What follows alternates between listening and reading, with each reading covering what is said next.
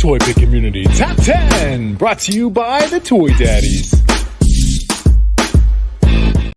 What's up, everyone? Welcome to another episode of the TPC Top 10 with the Toydaddies. I am Toy.Father. With me, as always. What's up, buddy? It's No.Chewing. No.Chewing. How's it going? Oh, no, there. Hey. Did I do it the right way? No, you did. I didn't do it the right way. How's it going, man? It's going good.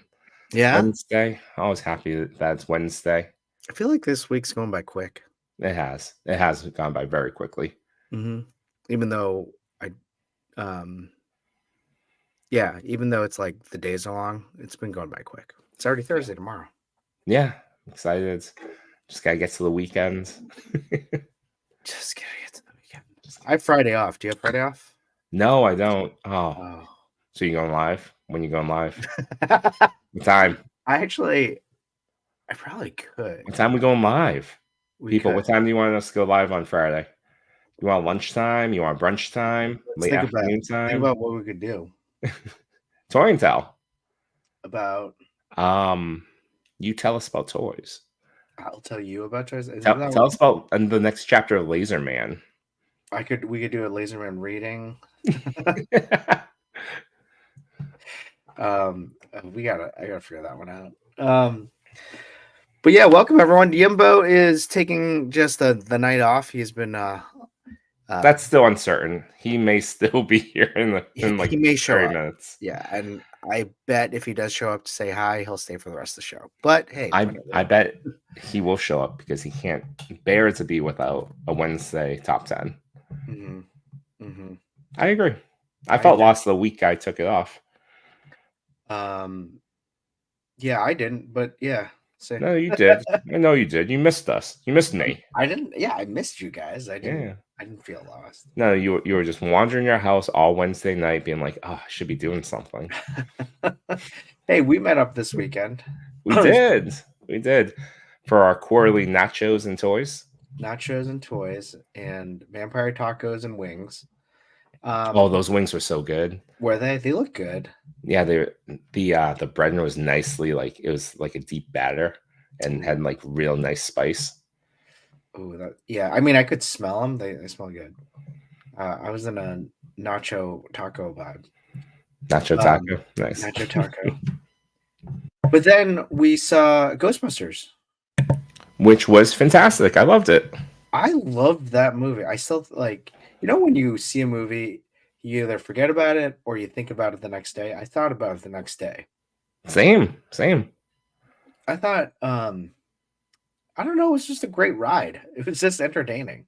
I think they did a lot of world building around it to the point where I want to see the world that they built. Like, say more. The sign. I don't think this is much of a spoiler, but there's a bit of a research division now. Oh yeah. I would that is cool. go for that. Even as a TV show, maybe Max do a Max show, 8 episodes, Ghostbusters research or R&D. Yeah. I have to say, I thought Winston got his due, and I loved him. Well, they gave. Do you remember the button scene off of Afterlife with Winston? No, and he's talking about the world needs Ghostbusters, and it shows him opening up the firehouse again. Yes. Car, talking with Janine. Yeah. And that gave him a whole lot to do, and then this one built off of that. It was beautiful. I loved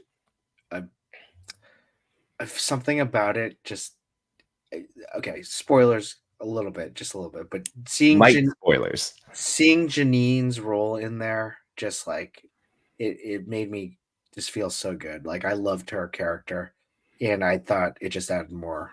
And she wasn't in a whole lot, but she wasn't. I loved her. In the TV show, I want her in there every episode. Right. I want her to be in charge of that research lab. Yes. And it doesn't look like she's aged. No. None of them really do, except for maybe Aykroyd and Bill Murray. Yeah, but Murray. Bill Murray looked like he aged, but he still has it. Still has the power. Yeah, that was a lot of fun. It was good to see in person, trade some toys, talk.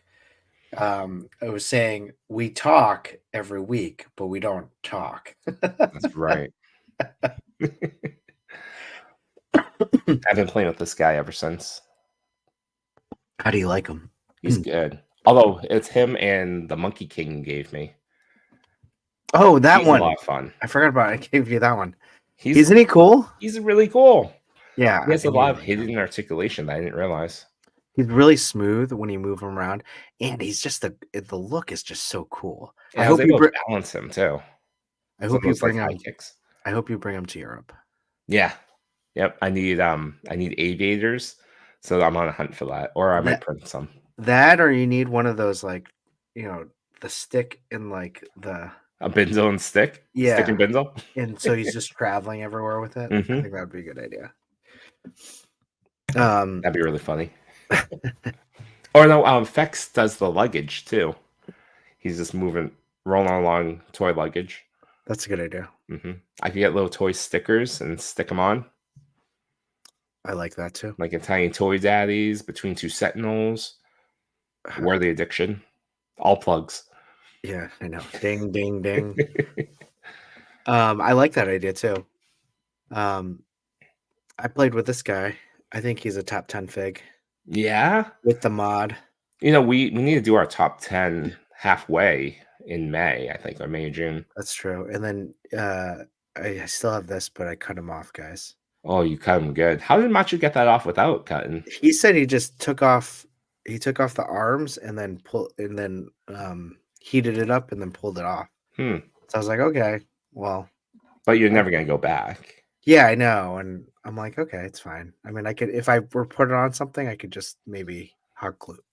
There's some glue that I've been using for 3D printing that is really thin that could seal it up pretty well. Yeah, I mean, If honestly, you wanted to. I I'm don't not think gonna you go ever back. go. Why Look would at you that. go back? This Looks is awesome. Looks like you have a Mafex in your hand. Doesn't it? It looks fantastic. Did it come That with an sculpt is great. alternate head? No, Ah.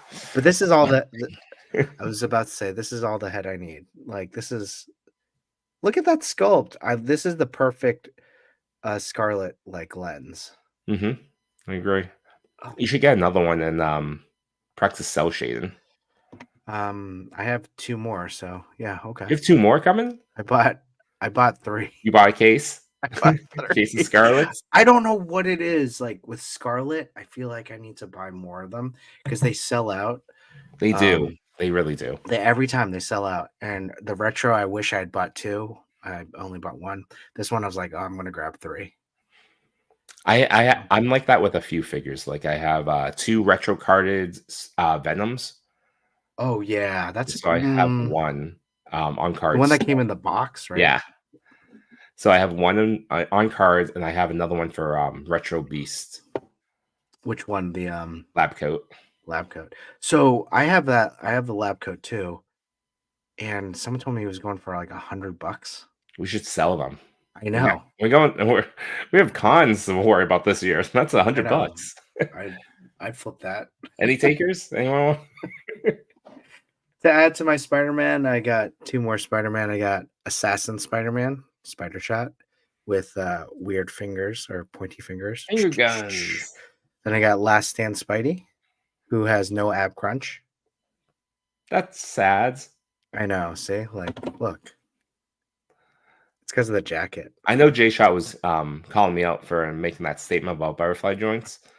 But for Spider-Man, I feel like they always need to have butterfly joints and ab crunch. Yeah.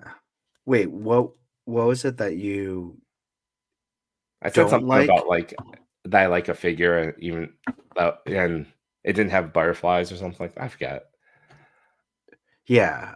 I can't remember if you said I don't remember you saying this, but whether you will throw a figure away if you don't have it, or you want it on every figure. I want it on every figure. Okay. I've settled for like the turtles don't have butterflies. I'm fine with that. Yeah, that's true. I'll tell you what does. She looks good. Revlotech Catwoman. I don't have a definitive Catwoman. This is it. This Yeah. is great. I mean, this is going to give you the most articulation out of anything ever. I love this one. This is so good. That's cool. I like it. So I'm playing with that while we go. And then one final plug. YOLO. There's only one life. Oop. One.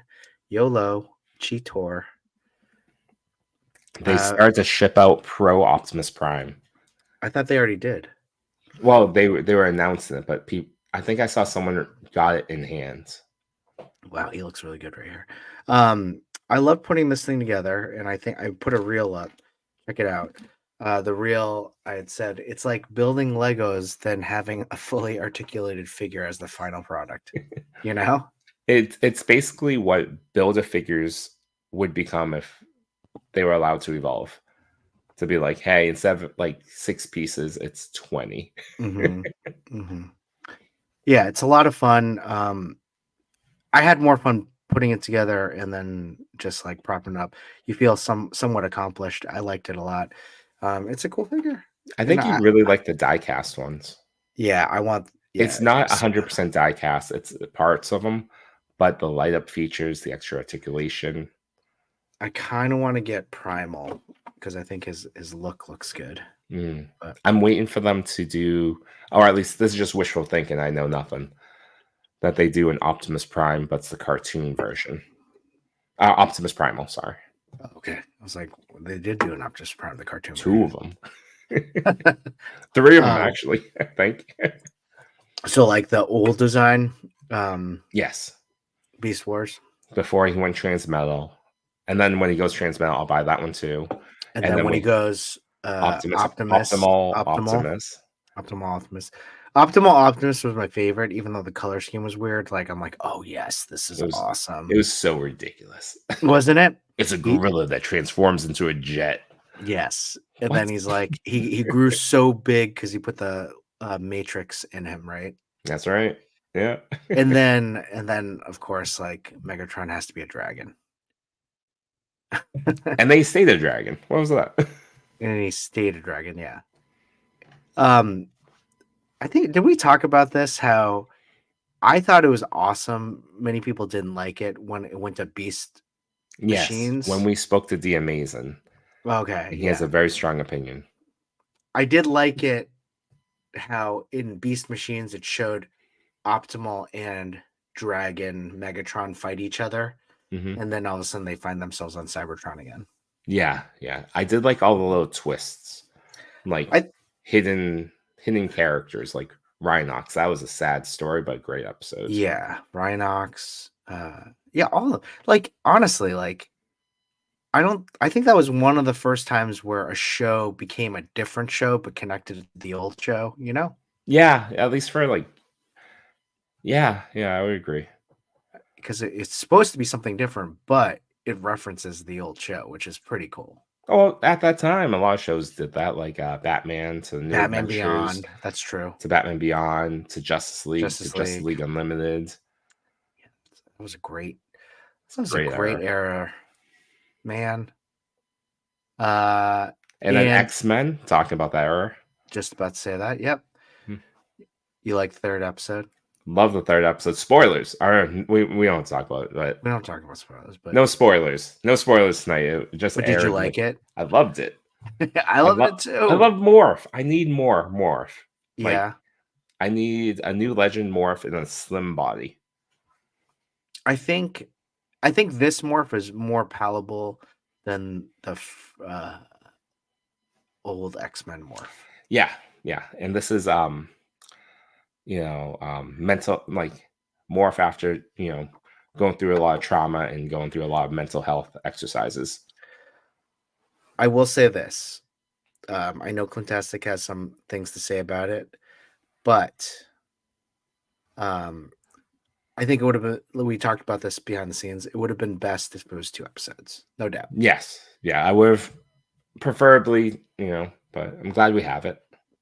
Clint, we can talk about it on Toy Talk next week. Should we say hi to people in the chat? Should we go to the chat or should we go to our guest? Let's go to the guest and then we'll circle back to the chat. Sounds good. All right, everyone. So this week we have Spero Toys with us, and we're so excited to talk about their new Kickstarter. Really excited. We've always been excited about Spero Toys and AWOK, so we're really excited to have some people, this person on to talk about their next new line of figures. Adam from Spero, how you doing, buddy? You guys should have going gone on? to the chat first. Jason's not here yet. Oh, it's all right.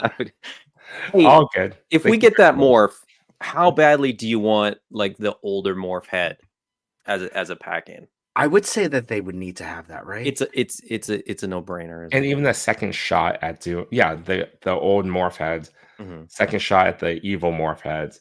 Mm-hmm. But I'd also want them to do a lot of different just give me the white head version morph, but different expressions. Yeah. Do you remember? Okay, this is kind of a sport, but not really. When he morphed into that old face, was that evil morph head or just Evil like morph. that was evil morph? Evil morph with the purple Yeah, bags in his eyes to symbolize he hasn't slept. yeah. I thought that was just tired morph, but okay, so that was evil morph. I like his reaction when he's like, he knows it's sinister. He's like, we're in hell. Yeah. No, yeah, he was good. Spoilers. I'm sorry, guys. Oh, man. Yeah, I was like, spoilers. I just got back from Toyland and I've only watched the first episode, so. Oh, really? How was Toylanta? It was great, man. It was a blast. It was so much fun. I am actually on the west coast of Canada, so I don't get out to as many cons just because of where I live. There really aren't any. So if I'm not doing the Spero Toys ones, I just have to sort of see people's Instagrams and Facebook posts and things like that. But we had a blast. We had tons of product and sold a ton of it on Friday night, sold a ton of it on Saturday. Come Sunday morning, the table looked pretty sad. We sort of sold through like a bunch of characters, and people are like, well, where's the character on the banner behind you? And we were like, well, he's gone. You're like, well, here's a QR code. Yeah, exactly. We'll direct you towards the website. You could go and order it. But it was really, really fun. And it was a cool show because a lot of the people that were buying things. So we have 3 waves available for purchase right now. And the last few cons, wave 3 has been selling out, super, super quick. At Toylanta, it was a lot of people that were like, hey, I've heard about your line. I've known about your line. I just haven't picked anything up. So, where do I start? So we actually sold through like the wave 1 figures first, and then sort of into the wave 2 figures. And then the only thing we had left was wave 3 figures. So it was cool. It was just like a different crowd. And that's what we want, right? We want more eyes, new eyes, people that haven't seen the figures and haven't had a chance to pick them up. So yeah, it was great. It's really interesting with AWOK is that, what it's, for visually, you can see online, you can see different photos of them on Instagram and they look really cool. But once you actually get one in hand and actually feel how sturdy they are, like, they're absurdly sturdy. Like, I'm not afraid to break this guy at all. I can pose him however I want. I can get him wet. I can hit him with a ton of smoke, and that they'll make him be just like they were before. Yeah, and that's on purpose. I mean, so I got in a little bit late. I started as a fan, and then just through sort of communicating with Jason and building a friendship, and just sort of talking about some things and having some insights from past experiences that I've had.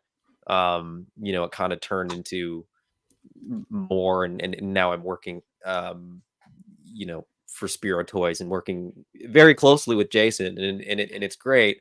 And I mean, part of what I love about what Jason has created is that he wanted these to be like toys first, like the way that, and he wanted them to be able to be played with the way that we used to play with toys, where if you've got kids, you don't have to worry about your kids touching them. You don't have to worry about them falling off the shelf. You don't have to worry about the joints breaking or snapping, which isn't to say people, can't break them, but still be kind to your toys. People. Yes, exactly. I mean, if you put a firecracker on your toy, that's not a warranty. That's user error. Yeah, I said water and smoke. Nothing about fire. but no, they're just really great toys. They're very, very sort of playable, like you said. They're virtually indestructible. It's one of the few toy lines that when my kids come into my office and want to grab toys, they're allowed to take the Animal Warriors or the Kingdom figures outside of my office. And then I just have to sort of spend the next couple hours, tracking down all the pieces and things like that on the couches and in the kitchen, and there's still some things like exactly. So the Ghostbuster Plasma Edition that my son, like it just has a bunch of little accessories. There's still pieces I've never found. Yeah, like you've only gone like 4 feet away from me. Where'd they go? Yeah, it's remarkable, and you kind of think too, like. Think back at the vintage stuff and you think about like, oh, why did everybody lose this, pistol or this helmet or whatever? We're still so careful about that, and we still lose things. And there's a void somewhere that these things just fall into, and somewhere there's the other end of that black hole is just filled with all these amazing little bits. Yeah. I'm just gonna add in Jason. What's up, buddy? Hey, there he is. How we doing? Look who decided to finally show up. So yeah, Adam, as you were saying, like, or No.Chewing was saying this too, like, what I really like about the toys, and Jason, we had talked about this before, is just, I think what they do is remind me more of how Thundercats were designed back in the day. Yeah. Their scale, the look, but also going back to that feel of how sturdy they were. Right. Yeah. I remember taking my Panther into like the sandbox and like throwing it in there, and all you had to do is just run it underwater, and everything was fine. It was good. I'm not gonna do that with these, but these go ahead. The same type of scale. But I love this, and this, I put the hit sculpt. I just watched Planet of the Apes, and I was like, I need my Caesar. Yeah, there was a new one that came out, right? I don't know if it's come out yet, but it's coming out. Yes, it's like I like how like long their titles are too. It's like the final battle for the return of the Planet of the Apes. It's like a whole paragraph. But it's funny you say about, like, whenever you mention the like the Thundercats, I've said a couple times, like, I had to like campaign to get the Thundercats in the 80s because their eyes glowed, and there was a whole kind of satanic scare going on. But I got Lion-O first, and I remember like one of those like just core memories of like sitting in my driveway, and I had Lion-O, and I had like this little tub just full of like masters, and like I just had him like just absolutely just like slaughter every single Masters figure I had. And then like the last one was like He-Man, and like everyone else kind of sort of put up a fight, but like when it got to He-Man, it's like Lion-O just like stuck his sword in his belly, and that was it. It was just like total like carnage, and I was like, yes, this is the new era of Thundercats. I haven't even had any coffee. I don't know what's going on here. I'm hyped. Now I'm expecting Wave 5 of AWOK to have like a jobber that looks very much like He-Man. Right? It's the one human out there trying to fight all these animals. You're just like, what in the hell is going on here? I made a terrible mistake. So how did you guys get your product down to the last con? Do you just drive it down, or we started shipping everything. We've been shipping on pallets. This convention, we shipped boxes to Brett, who is running Toylanta. He was very kind and received all the inventory, with the exception of a couple of packages that just like UPS wouldn't deliver to the hotel for some weird reason. It was just a little bits of extra stuff. It wasn't actual products. So what's up, 1-6 shooter? I just saw him in the chat. What's up, Derek? What's up, everybody? How's everyone doing? Endless Fables hopped over from the last Endless, the last stream where we were just on Mega J. Yeah, Endless is a fun super fan. Look, make it move. What's up, dude? How's it going, man? Well, since you're on the chat, why don't we go say hi to the chat because we haven't done that yet. Let's tell everyone hi. What's up, man? Ladies and gentlemen, how we doing? So the best part of TPC and Toydaddies is the chat. So all of you, if you have some questions for Jason or Adam, we'll star them. We'll remember to ask them. Put them in. But Sounds hey, great. you make this show the best. The chat. So let's check it out. Josh Brown, what's up, buddy? First one to post right at 7:40. Wow, really early. Thanks, Josh. 80 Figs, how's it going? Nearing 5,000 follows, so let's get 88 up because he deserves 5,000. There you go. I'm trying to find Brian, what's up, buddy? I don't know. Let's see here. Messy Photography. Can't wait for your questions. Oh boy, who let him in there? Lynn. Who let him in there? Lynn, what's up, buddy? Clintastic 4, what's up, buddy? All right, here we go. Diggs Figs, yes, we said Laserman earlier today. Cal the Collector, how's it going? Literally Action Figs, what's up? What's up, dude? Animation Studio, how you doing? Hey. First Strike Figs, awesome photography. We're going to be talking about you later today or tonight. Loco Lou, what's going on? I'm just hanging out, talking about cool toys. Wade Crate, how's it going, buddy? You got this next one, No.Chewing? Probably not. No, you sing it. I'm not doing it. Jukebox Hero. What's up, buddy? Good to see you. It's a bit. Yimbo sings his name. He does. Realm of Toys. How's it going, Frank? Alan Rappaport. How you doing, buddy? Good to see you. Did you say Realm of Toys? Realm of Toys, yeah. Frank. Nice. Make It or Move It Media. How's it going? Thanks for joining us. He's awesome. He makes so much awesome content. He really does. The workhorse, yeah. Continuously putting out good stuff.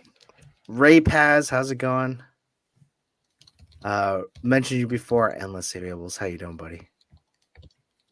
And Sir Trevor, 1-6 shooter, how's it going? And then that guy makes some cool photos, right? 1-6 is really, he's a legendary. Dude, Trevor, Derek, the master photographer, man. It's such an honor to have him photographing our figures. Yeah. Oh gosh. Derek, how's it going, buddy? Wesley K, how you doing? Loves those AWOKs. Thank you very much. What's up with Pablo? We got Pablo. How's it going, bud? Mythic Dolphin has our first question. Will you please make a female white buffalo figure at some point, please? Pink albino eyes, sky blue, green grass. Sounds good to me. What's it? Wait, let's see. Blue sky grass. Wait, my eyes are still a little fuzzy. Sky blue, green grass, yellow, pink, rising sun armor. Need a white buffalo female, please. That does sound cool. We'll do our best. We're gonna have that female buck, so we're gonna be using it quite a bit, unless it's like a reptile or something like that. So, and we got Travis. What's up, buddy? And how's it going? The central figure. What's going on? Oh, and we got that's main character vibes right there. Adam's got a pocket figure. I got 2. He's got a Plunderling and an AWOK.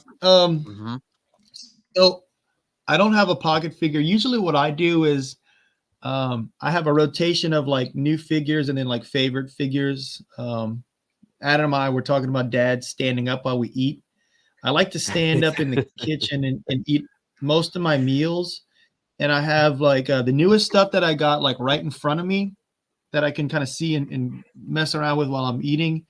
And then I've got like staples that just don't move kind of off to this, like either flank of the newer figures. And then as I get newer stuff, I'll kind of like incorporate those the newer figures that are moving out upstairs into the toy shelf area.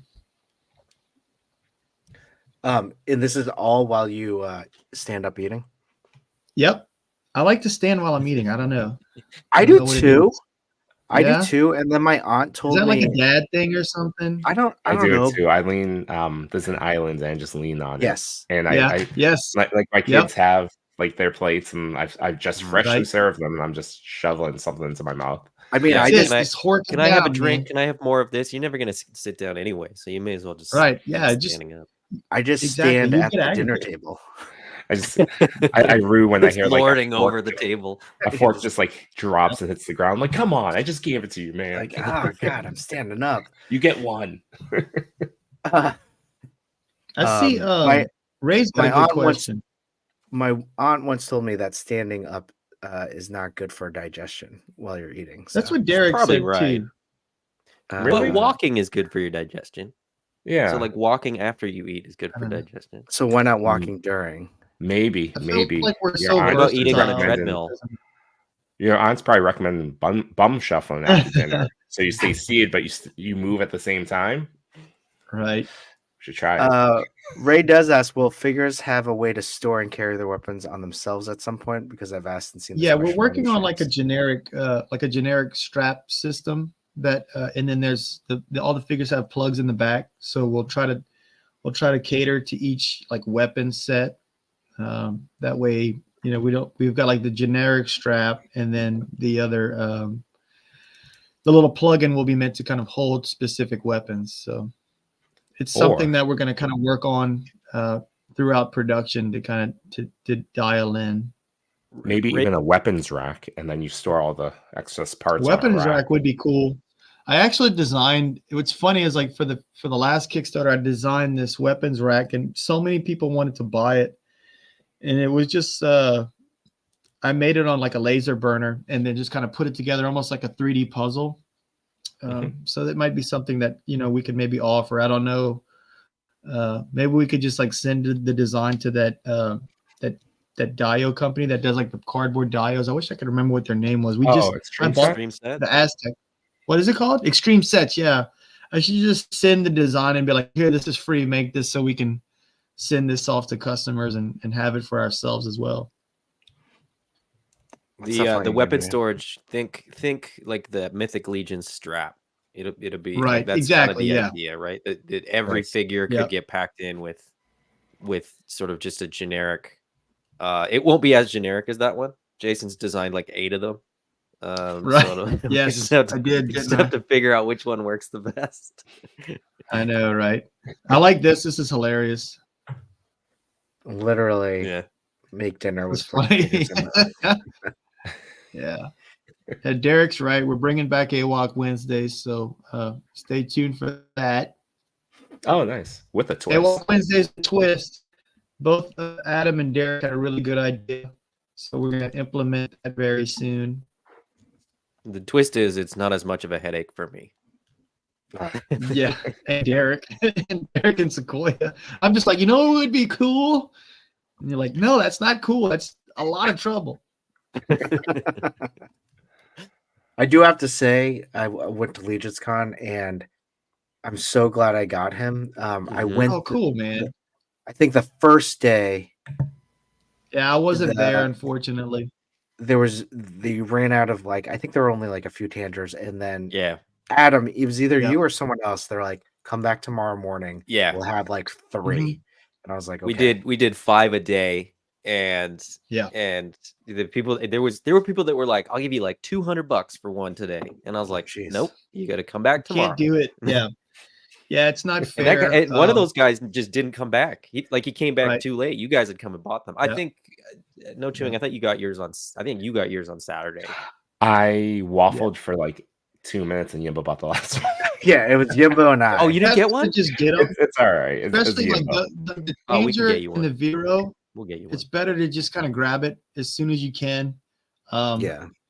We don't sell stuff early. We will sell stuff whenever the event opens. I think we stayed late for Toylanta. We had like one customer. It totally wasn't their fault, but we were like, I think Adam, we were probably like 10 minutes after the show floor closed because our internet was acting up. That was one thing, is there were so many people there that even though we had our own booster, like we'd get like 5 customers like without an issue, and then like our poor little Wi-Fi would just start farting out on us, and it'd be like a 5-minute delay to get them checked out. But it all worked out great. Was Toylanta huge? You know, I don't. I'll let Adam answer that. Like I couldn't see more than like 5 feet in front of me, but it felt like it was very, very packed. But it felt Jason like just it had was a eye lot of surgery, so he Yeah. didn't know what was going on.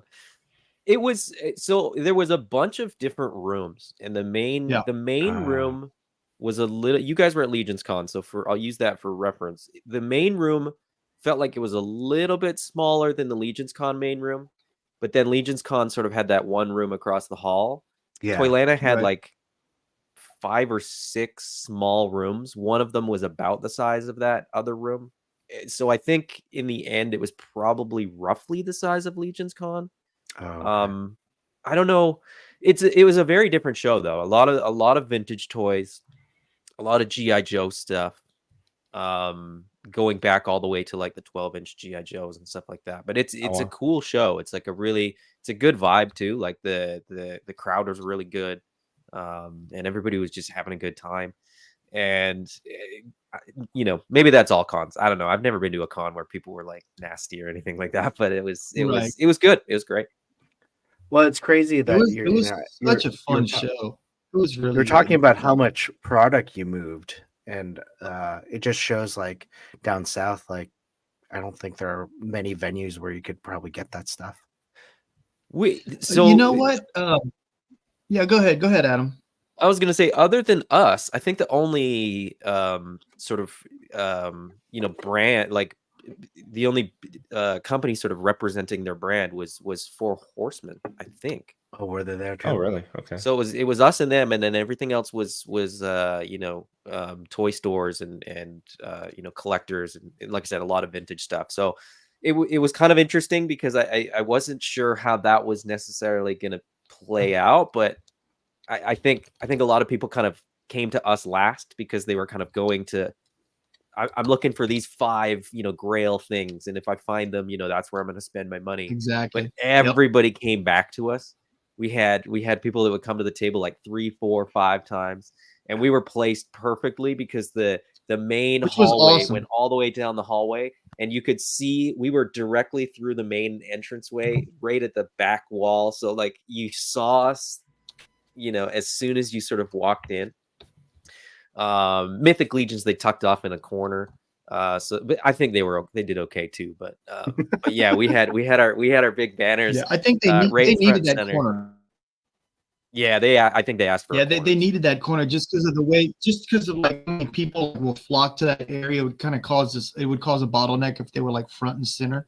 Yeah, true. But this is for Adam.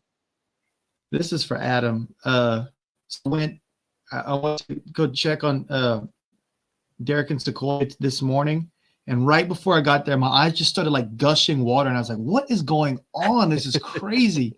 And then once all the chairs got away, like I could see like 2020, I was like, "Whoa, this is crazy!"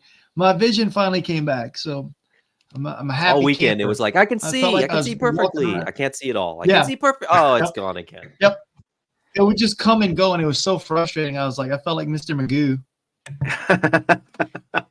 I just like randomly have to put on sunglasses because it would get really sensitive and I couldn't see. So, but it was fun. We had a great time. And he made the choice to wear like white framed sunglasses just to like lean into it. I don't know why. Yep, but that was solid. Extra eccentric. Josh Brown asks, are you going to go to Legion's Con this year? Absolutely. We love our Legion's Con. That's a fun con. It's as much about seeing all the people that we love as selling toys. Yeah. It has a lot of charm. Yeah, Legion's Con is a lot of fun. Like you're just describing Toylanta as almost like a more vintage destination. Legion's Con is its own beast where most of the tables are custom stuff. Yeah. You know what? So in the past, Toylanta was very much like that, where you kind of go to find your Grail figures. I found this year it was a really good mix. Like we walked the floor and found, I mean, I always buy like Four Horsemen stuff there, when I see them at shows, but I picked up a couple of Marvel Legends figures. I picked up a Bucky O'Hare figure that I've been wanting to get. Nice. What Marvel Derek Legends and Adam did you got pick a up? bunch of stuff. I've been building out civilian figures for my like hostages for like my GI Joes to rescue from the clutches of the Cobra. So I got Jonah Jameson, and I got Mary Jane from the what was it, No Way Home? So nice. yeah. Yep. Yeah. So I'm pretty much caught up on all the civilians. I think I might pick up the lawyer Daredevil, but I haven't. It's gonna have to be discounted for me to do that. So, but I got good deals. I was a happy camper. That's awesome. That's cool. Adam, you pick up anything? Yeah, the first thing that I had to get was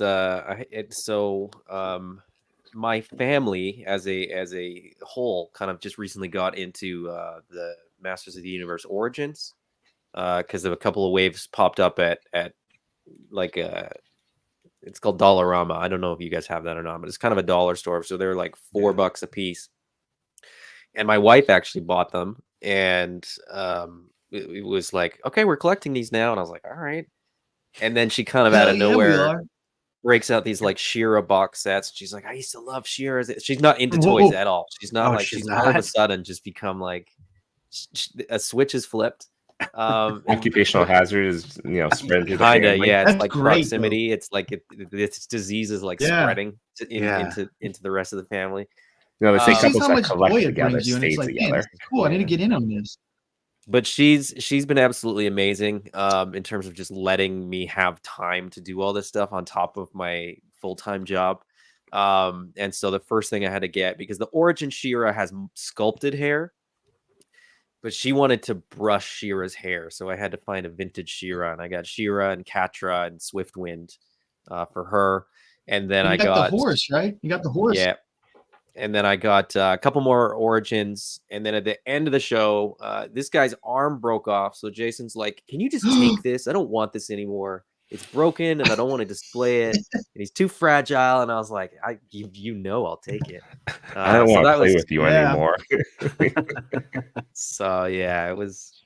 What else did I get? Super easy to fix that though. Just use Gorilla Glue. Use the Craggle. Use the Craggle and you'll be good. All right, Derek. Get a good night's sleep. Love you, brother. Megan Remove Media He-Man, says, what is the creative process for New Waves? Oh, sorry, keep going. What He-Man? I got this. What is this? Masterverse He-Man? This is like the quintessential He-Man. Like this armor comes off. To me, it's his camera perfect. sucks. It's the Masterverse. Love it. It's the Revelations Battle Armor He-Man. It's nice. absolutely Revolution. fantastic. I might get another one to do like the metal bra. I will say this, like the Masters of the Universe Classics is like it's nothing's topping it, but like this, like as far as like I can play with it and I don't have to worry about it if it gets broken or beat up. Like this is the Masterverse. I have so many figures, it's perfect. I got that.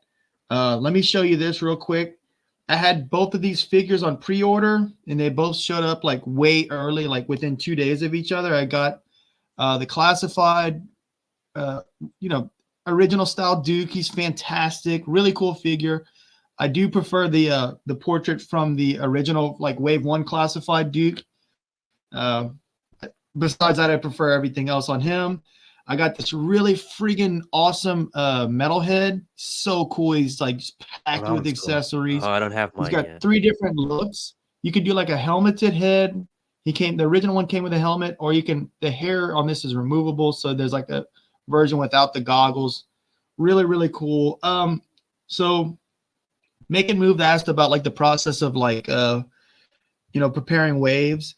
So until now, it's been relatively easy because they've all been kind of the same buck. We've been doing like the pale buck, which is like, It's Pale, Kali, Atreyu. It's all like a mix, a variety, a mix of those three.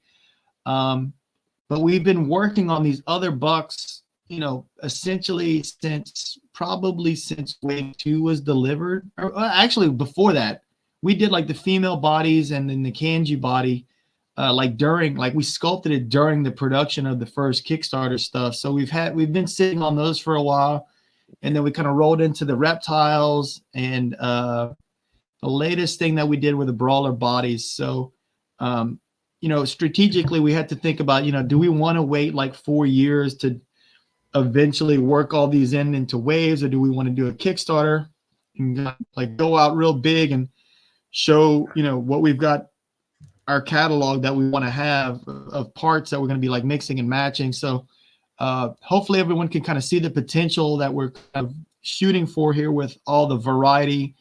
After all this stuff's funded, you can look forward to waves having a ton of variety as far as like body types and characters that we offer. So, like maybe a year or so from now, we'll do a wave that might have like a brawler, a female, a pale buck, and a speedster buck. So it's essential for us to be able to, have these distinct silhouettes in each offering or each wave that we put out.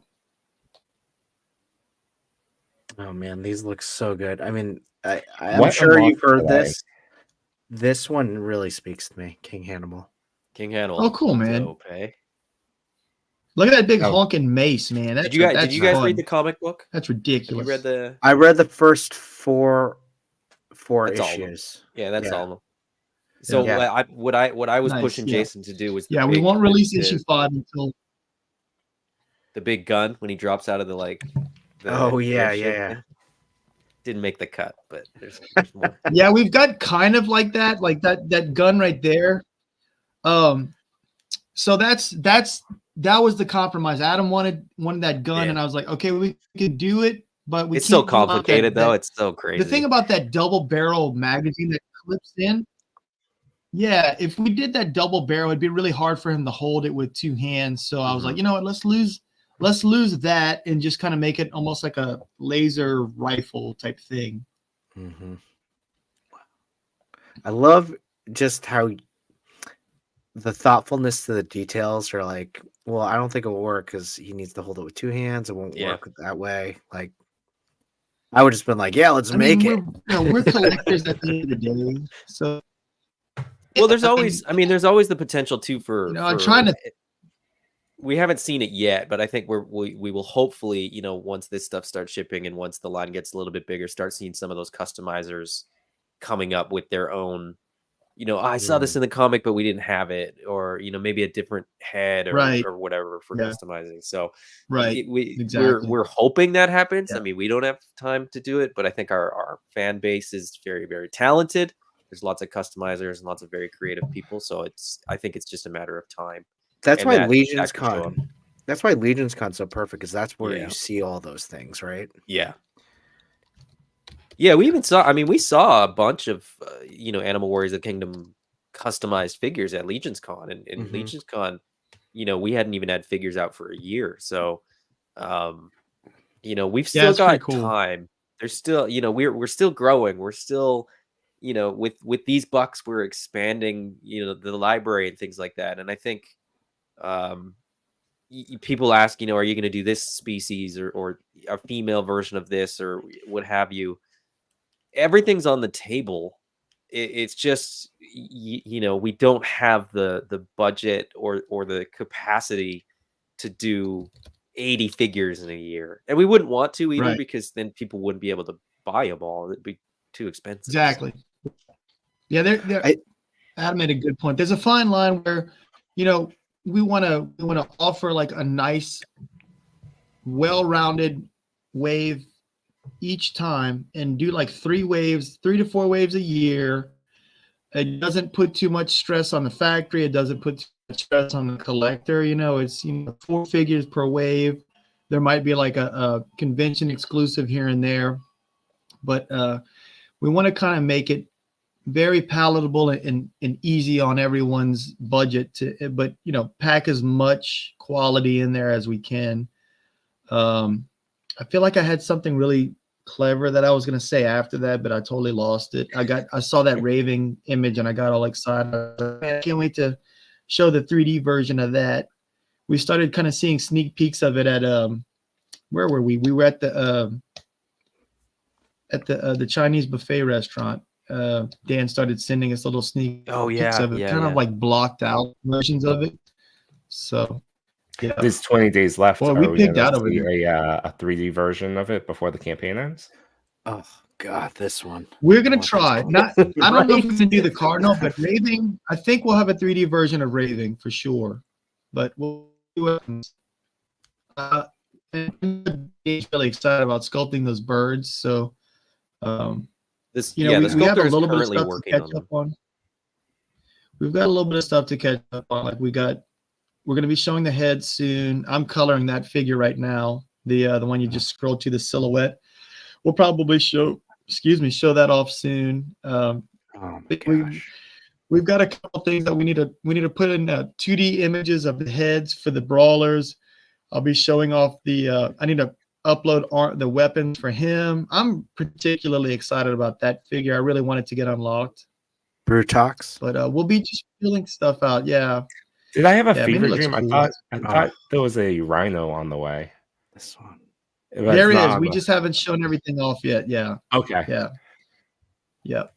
Spoilers. No, I the think rhino would somewhere on Instagram. What? Yeah, the rhino would be an unlock at 440,000. So it would be the unlock after the elephant because it's another new buck. So yeah, the initial offering in the Kickstarter was $4. The reptiles, the brawlers, which is that sort of bigger frame, the females, and the speedsters, which is the smaller frame. But instead of going the route, the sort of the safe, economical, smart route of releasing more figures with the bucks that you're doing, Jason was like, well, what if we just unlock more bucks as we go along with the unlocks? And I was like, it's your call, my man. I like it. I like the way exactly. Why not? Exactly. Why not? And I think the birds We're and the flirting elephant, with World War III. Why don't we just live our best lives, right? No, tomorrow. Come on. But all the unlocks that were revealed that are just drawings right now, they're ones that they're just wild. I want this. I didn't expect it based upon what we saw before. I thought it'd be like, one or two more figures, roughly the same scale, but those ones are wildly different. Mm-hmm. This is the one I'm most excited for. Yeah, really. Oh, so he's one of my favorites. I love. If you were suggesting a tier for someone, obviously it would be the super deluxe one. Brawler case, you would suggest this. But if there was a tier for someone that were to get in, what would you suggest? Because I kind of want a little bit of every single, like at least one from every single, like the assassins, the deluxe figures.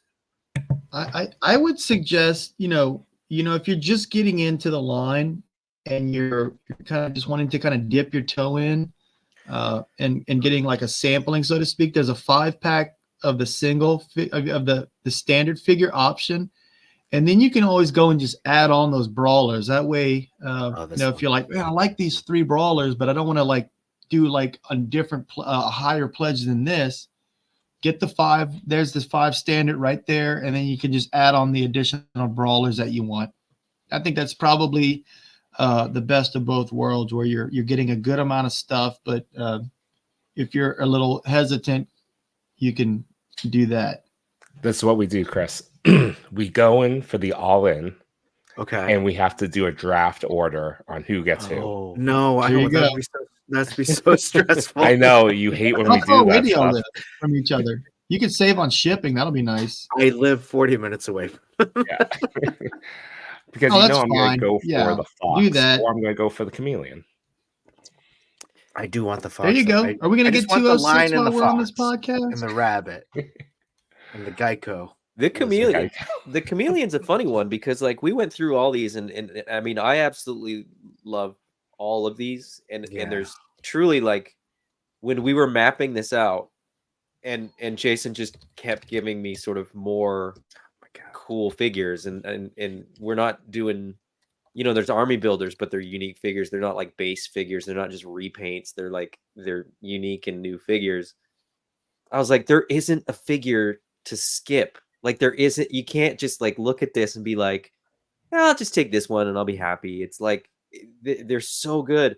But the chameleon is awesome. Don't get me wrong. But I'm shocked how many people are drawn to the chameleon. Oh yeah. Me too. It was kind of like a comic relief type thing, you know?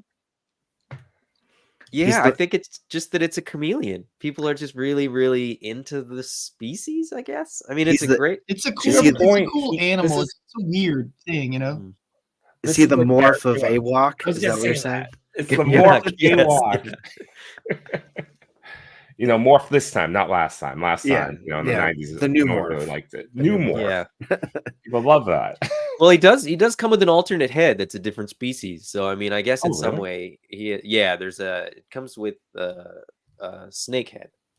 Oh, cool. Yeah. So a snake with arms, which is that's what I'm saying. Like you can army build these things and have all kind of fun with them.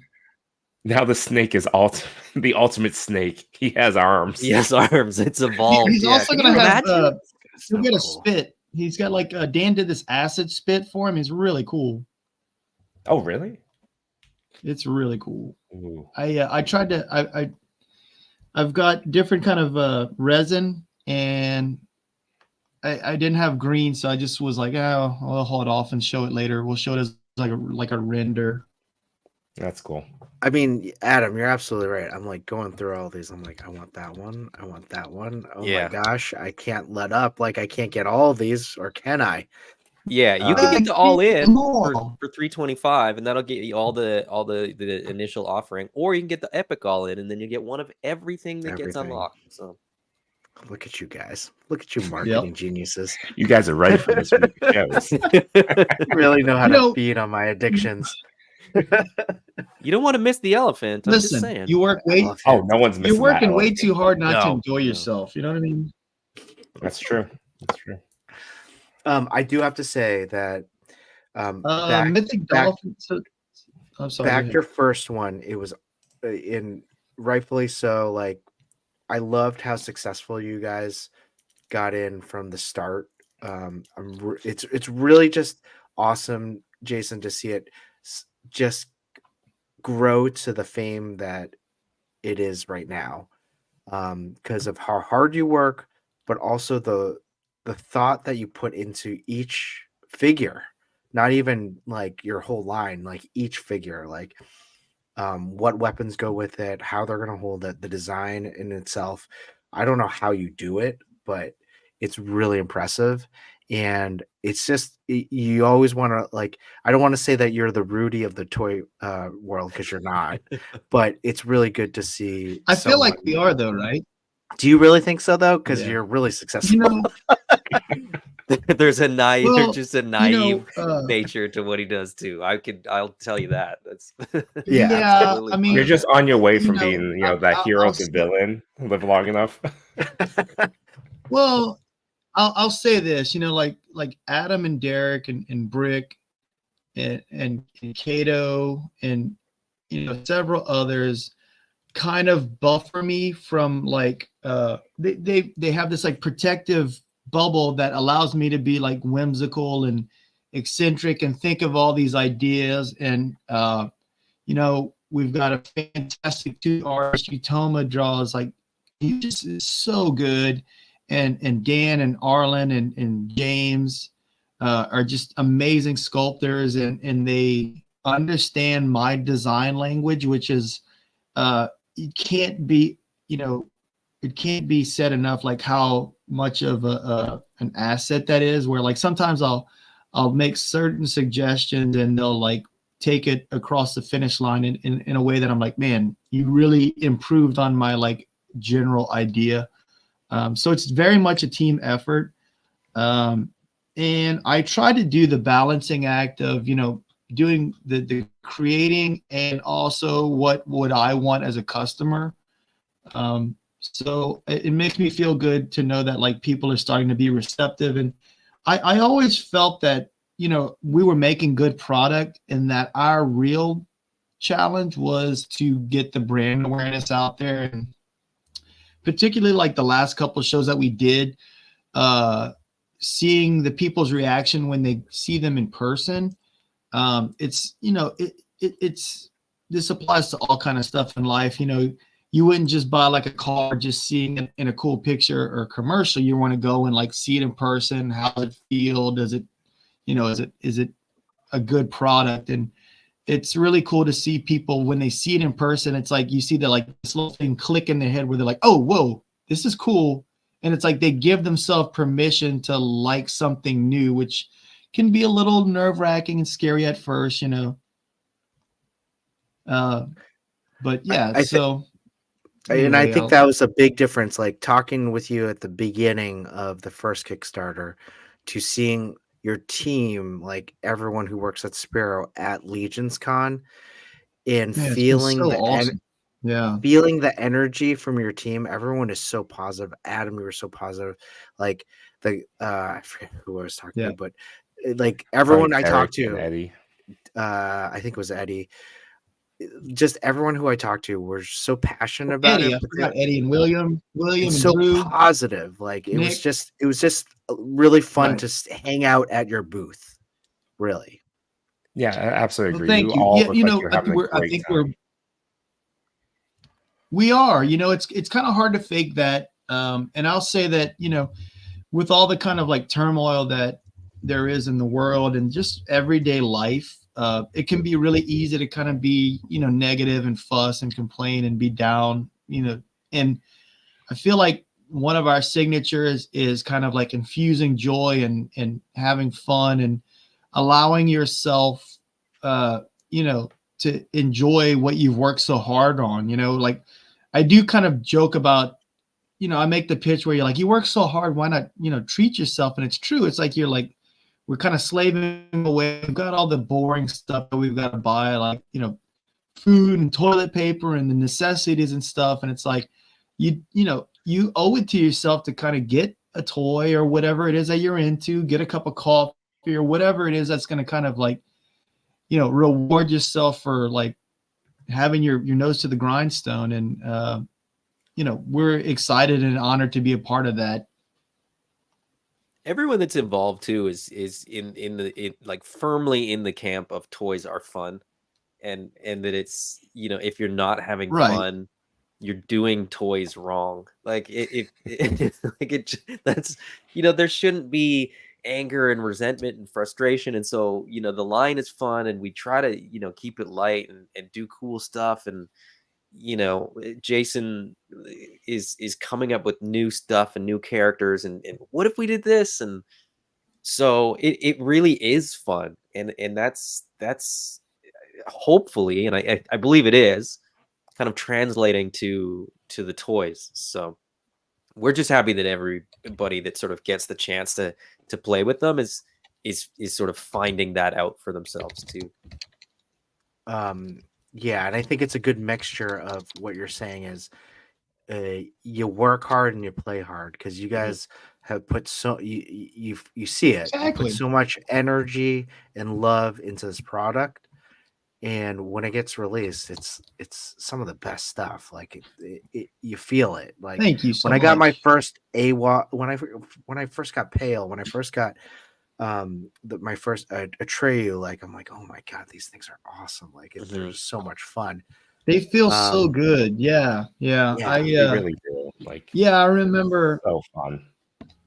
But how good do they pose too, right? Like, yeah, got that right there. Like, yeah, the articulation is, it's not like the weird thing is, our sculptors have done such an amazing job. Our sculptors, Jason sculptors. I just answer the emails.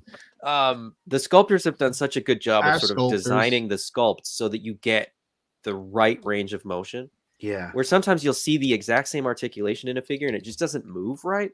Mm-hmm. But these things move so well that I mean, I've yet to think of a pose and try to get the figure into a pose and be like, well, no, I guess it doesn't quite work like that. Yeah, I mean, other than some import stuff, I don't think there's anything domestically that is, able to be posed quite as well as the Animal Warriors of the Kingdom stuff. Yeah, because of their scale too. Like, Mhm. they're a little bit bigger. They're bigger than Legends, and so you're like, oh, this is probably going to articulate not as great like a Right. McFarlane or something. And you're like, whoa, this is so good. Yeah. Right. They're about the Pablo size of this guy. Man, I've been waiting for this Oh. damn figure to come out. Yes. Oh my god, I love this character so good. I saw that on a table. I didn't want the 2-pack. I only own saw one that on a Marvel table at Legends Toylanta, and I meant to go back for it, and I totally forgot. And when I was packing my luggage on Sunday night, I was like, I should have gotten that Sabretooth. I have the other one. Well, he's right there. He'll come back. But- for it. Man, He'll come back. for it. so They'll good. make another one. I'm sure No, they'll no, do, like, a you'll single. see it available. I'm sure they'll do a single of it though. It's Oh well. Well, you Yeah, can still what get I'm thinking is like Hasbro. they'll They'll release get it with casual like just Wolverines. one of the That's- heads. yeah. Yeah. Pablo Yeah, it asks, is Hasbro. You will get another release of Sabretooth. will you guys be at Comic Palooza in Yeah. Houston? We will be at Comic Palooza. I don't know if I'm going to be okay with staying all 4 days. We'll see. That's kind of a long stretch. It's a 4-day con. We might just kind of like not disappear going. Monday. What's that? 4-day con I'm not seems gonna really be- long. That's too long. We'll see what happens. Mythic It's Dolphin. a bit much. I think Yeah. they have. Oh, let's see here. that is a lot of traveling. so I get it. That's kind of a Dan question. I don't think so. The way we're designing them is they're going to be very similar to the Marvel Legends comic accurate Falcon. So Okay. I don't think they will be, but I could be totally wrong. I mean, it's customizers do all kind of amazing stuff, so we'll see what happens. Yeah, they use the Mythic Legion stuff uses that. Yeah, back I back the biblical I don't know. adventures.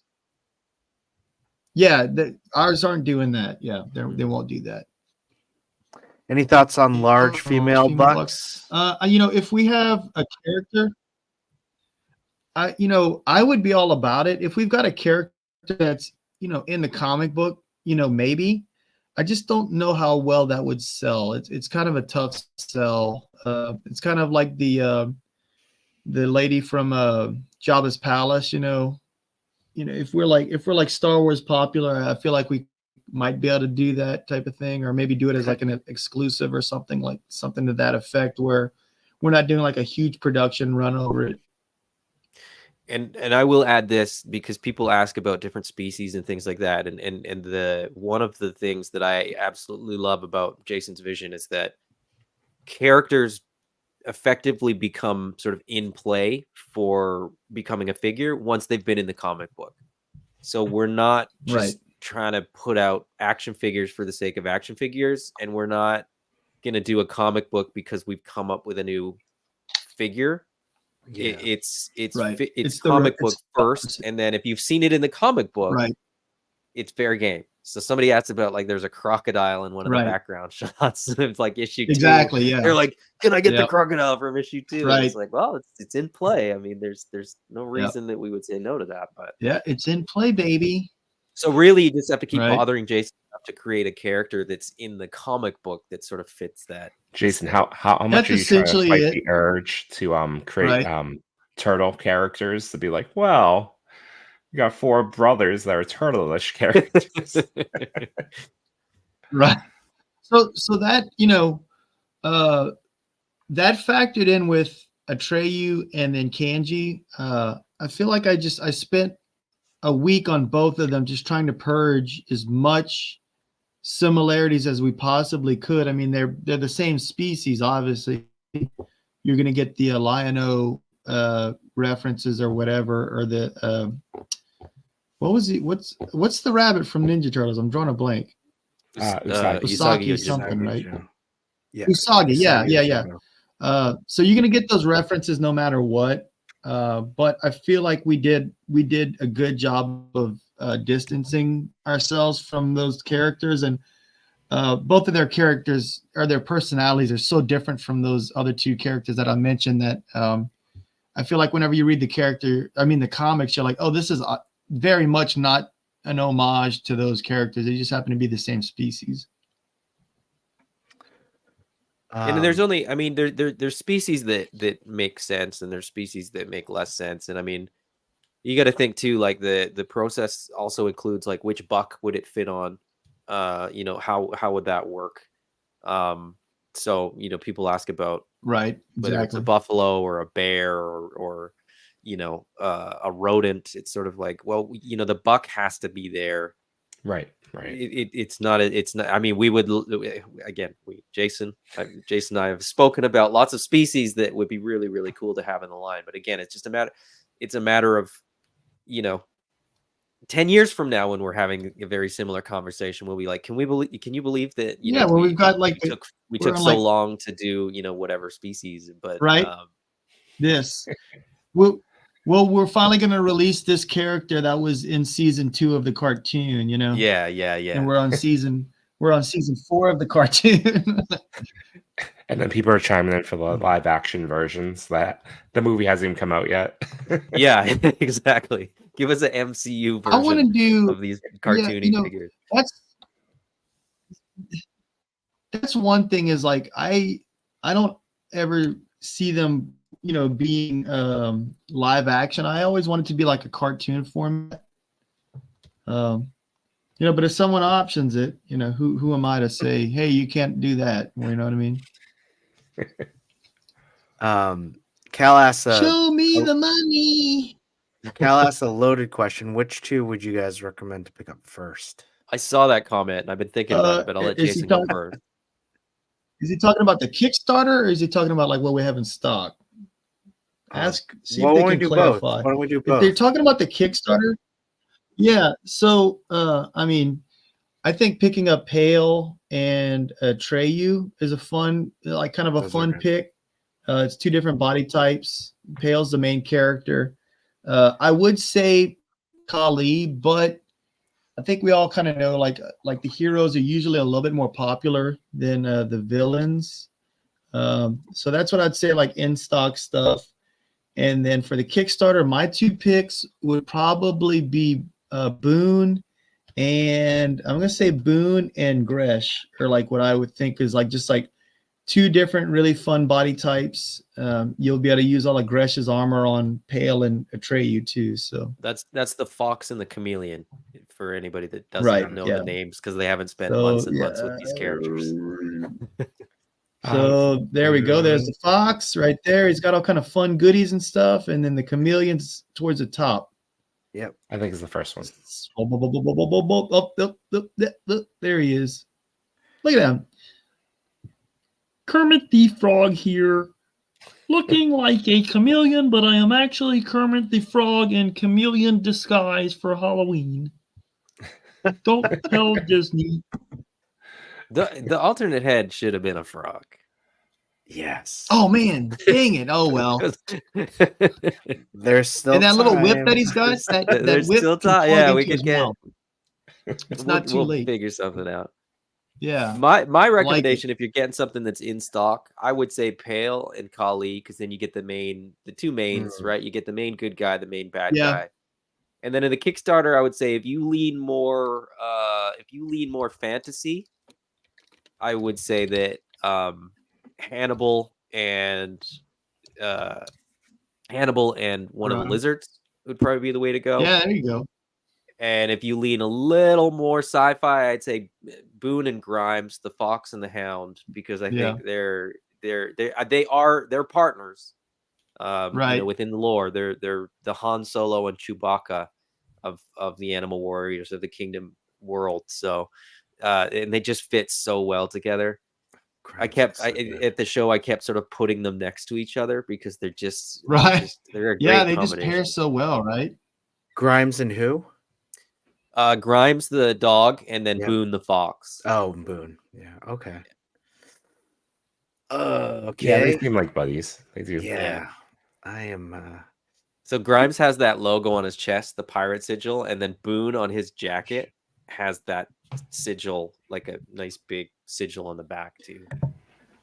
Pale's great. I would say if you were to have two, it would be Tiberius and Atreyu. Those are great too. There's no bad ones. Yeah, they're no bad ones. I mean, I would I love these though. my favorite one from the first series is Blight though. Light is Yeah. Oh yeah, that's Just a the colorway, it's so but funny I you love it. not this head, but it's so funny you say that because we were almost kind of joking about, we did that almost as kind of like an inside joke with the Snake Eyes, the original run for the G.I. Joe line, where like they were like, we got this extra figure, we don't have enough to do the paint deco, so let's just do them all black. And we were like, let's do like a negative version of Pale, and then it wound up being so popular, we worked it into the comic book, so we were just kind of like, okay, Cat, come on, what are you doing? I mean, I think you've done this, but Travis asked any plans to expand the AWOK comic universe anytime soon.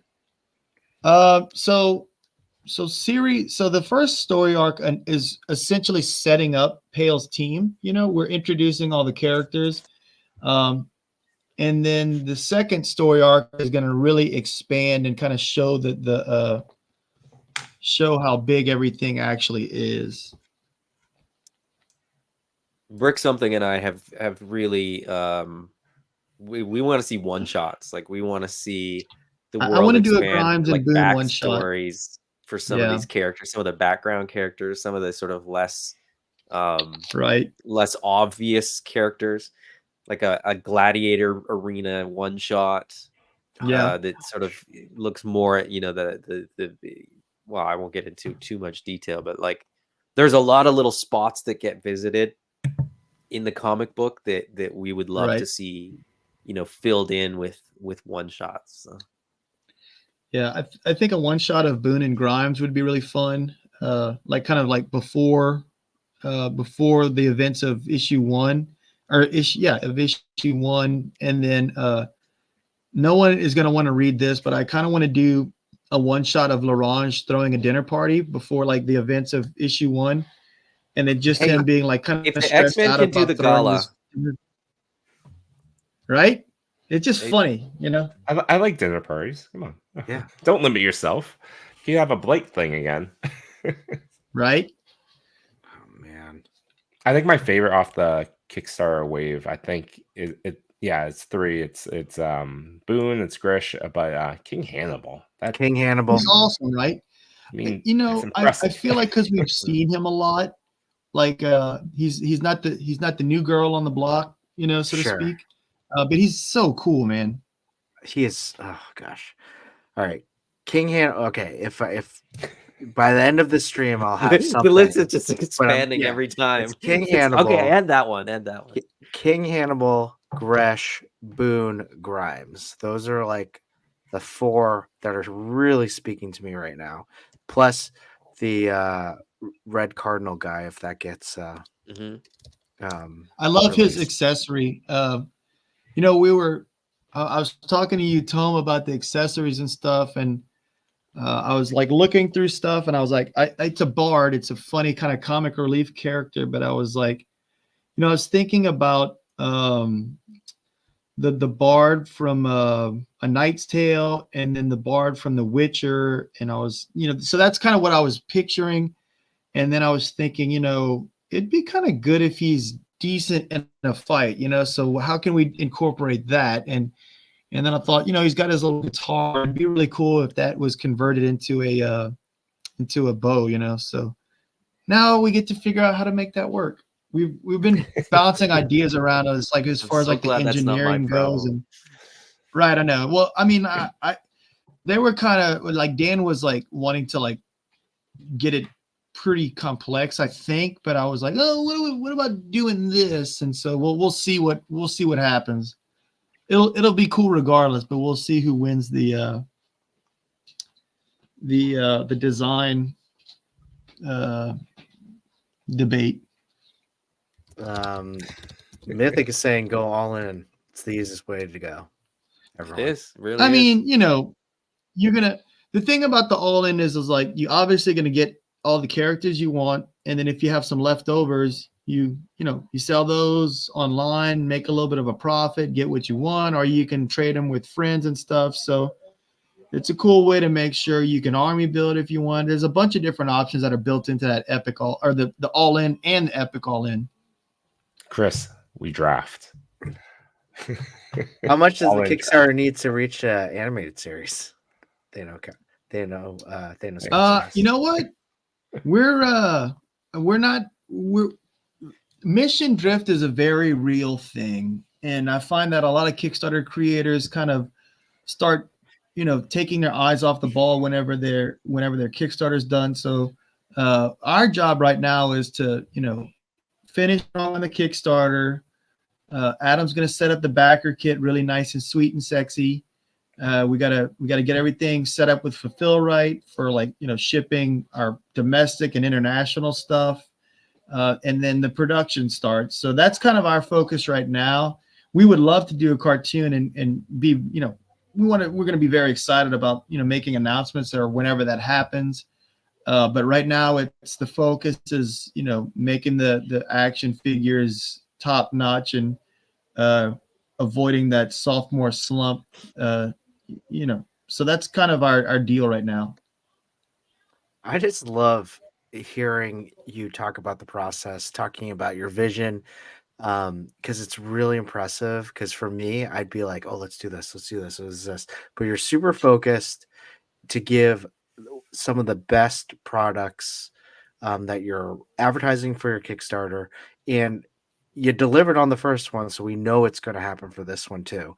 So right, I think it's it takes a special mind to think the way you do that you guys do. So it's really impressive to kind of see how you're thinking about all this. There's a few aspects of the go ahead, Adam. Well, I was going to say I'm obviously very eccentric, but I will say that I do have a very strong will and a very distinct vision. And I see these things as if they're already happened. So now we just kind of have to follow the game plan and stick to it. And, in my mind, it's already happened. It's just a matter of execution now.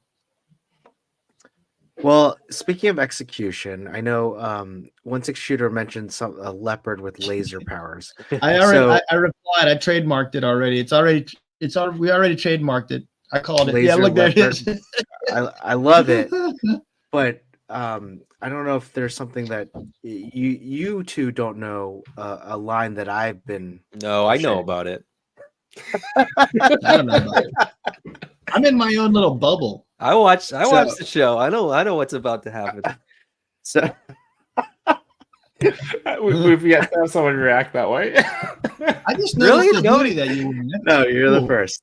You're the very first to ever say that. You guys had them all at Legion's Con too.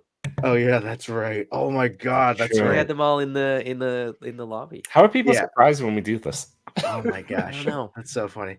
So we don't watch. Shame on them. Well, this is for Jason then, because I want him to impress with me.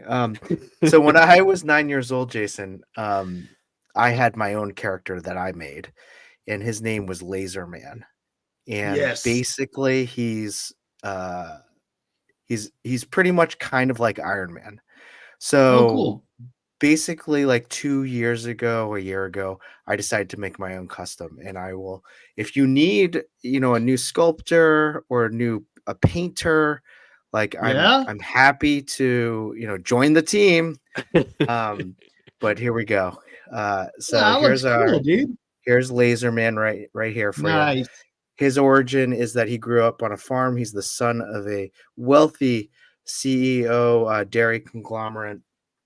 And one day, a meteor hits the farm and transforms many of the people on the farm and the animals into Laser Man, into his villains, all that. I've already written a script. I've taken something out of you. I've written the lore. I'm all behind it. So I've made some villains too. This one is his best friend Cow, who turned into what we call the Mooterin, Nice. the divine That's awesome. bovine. There's another one down here. He's kind of like the main first villain. His name is Shitstorm, right here. Fecal matter. We Fecal Oh my matter. God. Fecal matter. Sorry, fecal matter. That's amazing. We have Reflection. That's here. awesome. Fully that. mirrored, of course. And I know you're a He-Man fan, but have you heard Love of He-Man. Have you heard of Hey-Man? Hey man, that's hilarious. That's awesome. So, this could be your third AWOK Kickstarter. Just saying. It's a done deal, man. I love it. Hey, Spero Studios isn't just Animal Warriors of the Kingdom. I mean, I'm just Yeah, saying. we've got there's the room in Bushido the line. there's room in the catalog for another line. That's right. You have the other. Yeah, Right. that's right. You have the other line. And Yeah, we're gonna be doing that's his Dan's elevator baby. pitch. Not Hey, that bad. was a good. That's pretty good. Hey, That's pretty good. A minute 49 is a good elevator pitch. All right. Hey, you heard it here, guys. Stay tuned. 2025. Laser Man. Oh yeah, Laser oh Man. yeah. Giggity. It's a Spero collaboration. Pending go. licensing clearing. Strong clearing. Adam, you Maybe did a bit of a make hiccup with the Iron Man likeness, but yeah. we'll see. We'll see. I'll say. Adam, you did make my day by just saying, "Oh yeah, I know what's coming." Yeah. Oh, I knew. I knew. That's awesome. Well, thank you for letting me just humoring me at least. But I love it. But that's in terms of that, Jason. Like it was, I think it was like not necessarily. It was a few months after we first talked to him. Like, man, Jason's got it. He has to build the lore in order to build the characters, and so I built the lore, pitched the characters, and I have to say the chat, a wonderful ToyPic community, they help me every single day by throwing out another Laserman villain name. I put it in my phone. I have this whole like note section with all these Laserman figures. I did put Laser Leopard in there. I did put Laser Leopard. He could be the battle cap. I think we'd probably be willing to license that out though. He could be a mount. I'm just saying. Right? Oh.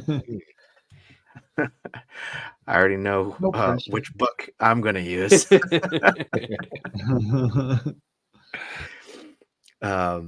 But Endless Fable says you can epic all in. You need something to fill up the cat lair. That's true. That's true. That's true. Can't wait for the Bushido line. Is that something that you can talk about or like talk about? So I'll say this: we're gonna kind of really start leaning into it towards the end of 2024. The idea is to offer 2 figures per wave. One samurai type warrior and then one Oni type warrior. Or what is an Oni a warrior? An Oni and then like a samurai warrior. So just a slight segue. If you haven't watched Blue-Eyed Samurai yet, I highly recommend it. It's freaking amazing. We watched Onimushu right before it, which was fantastic on its own. I'm so glad we watched it first because nothing prepared us for how freaking awesome that Blue-Eyed Samurai was. Holy cow, it's good. But it's just funny because like we had that stuff at Toy Fair. I mean, at Legion's Con, and we've been working on it for a couple of months, and we were just like, well, this is kind of weird synchronicity. You know what I mean? Oh yeah. But yeah. And I would say, I'll say this: after seeing those bucks, it is a departure from the AWOK line, and man, they look fantastic. They really do. Yeah, thank you so much.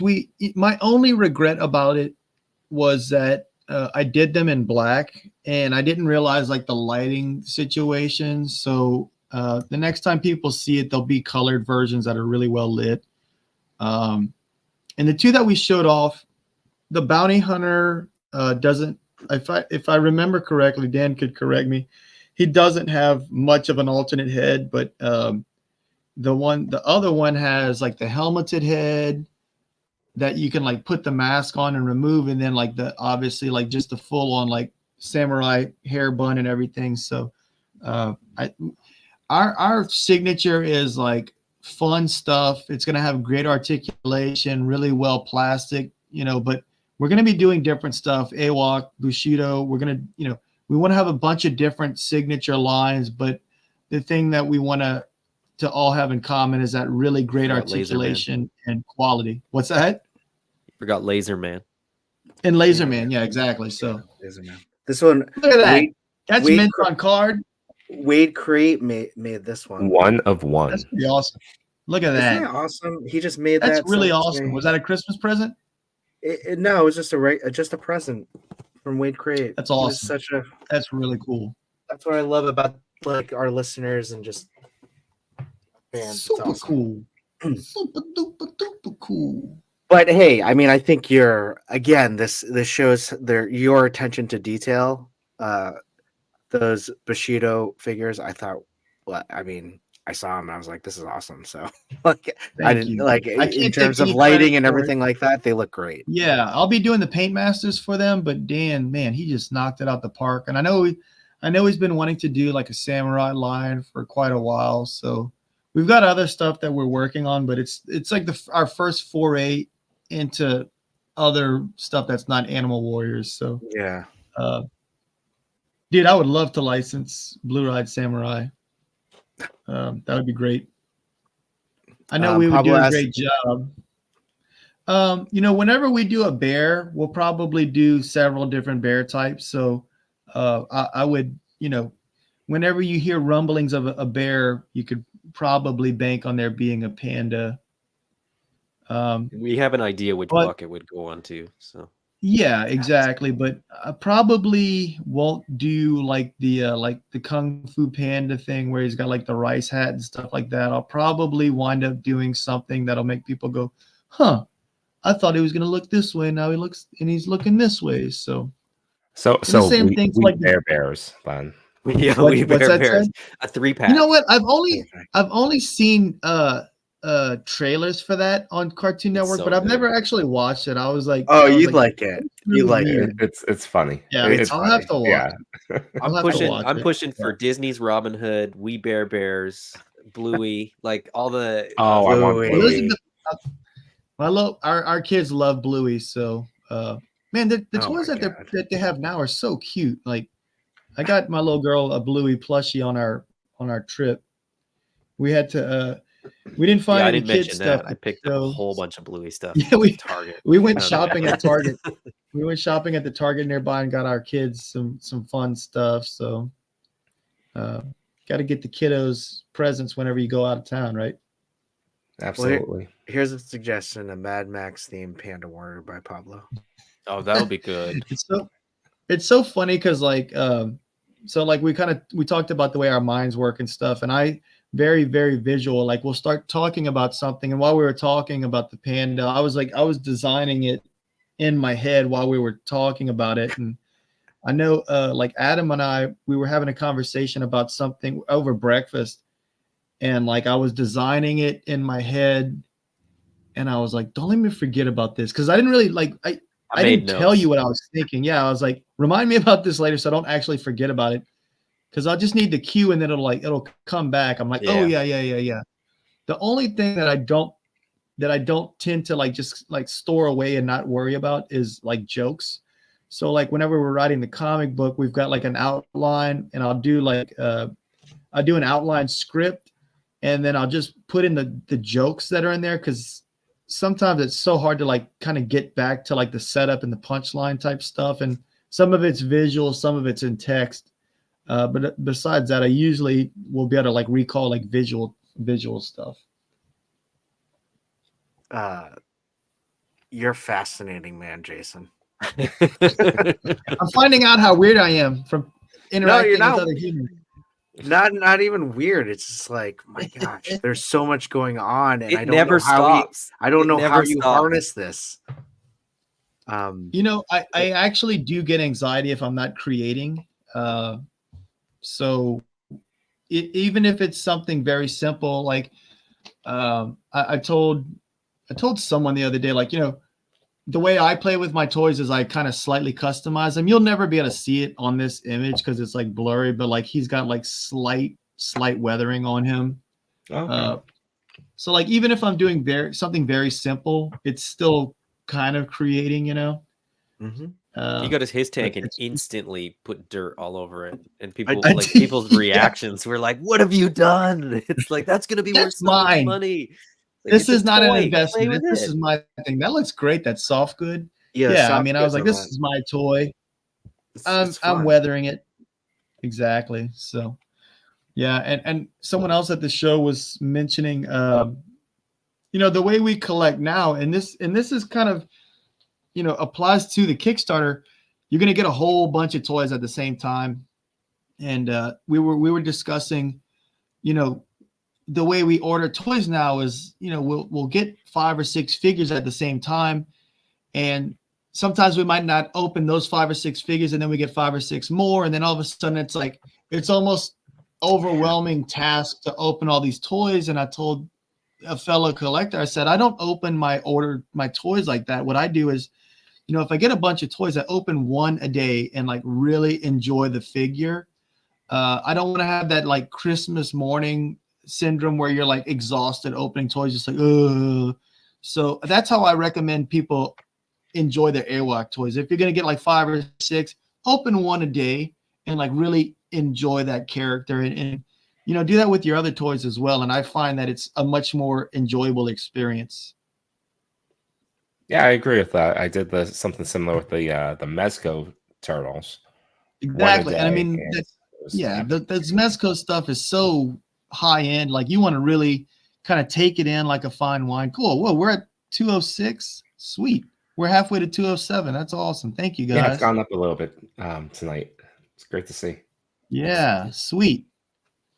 On that note, I should go to bed before it goes too crazy, right? Pledge. Yeah, I'll be adding tonight. Oh, thank you so much. One figure You do at what a you time feel until he's got the comfortable haul with. in. I can't wait it's to just do the draft episodes. Oh, God. I'll be watching. Nice. Thank All you in, very man. much. Yeah, we still have 20 days to go. Everything's going on track. It's pretty much going the way we had planned it.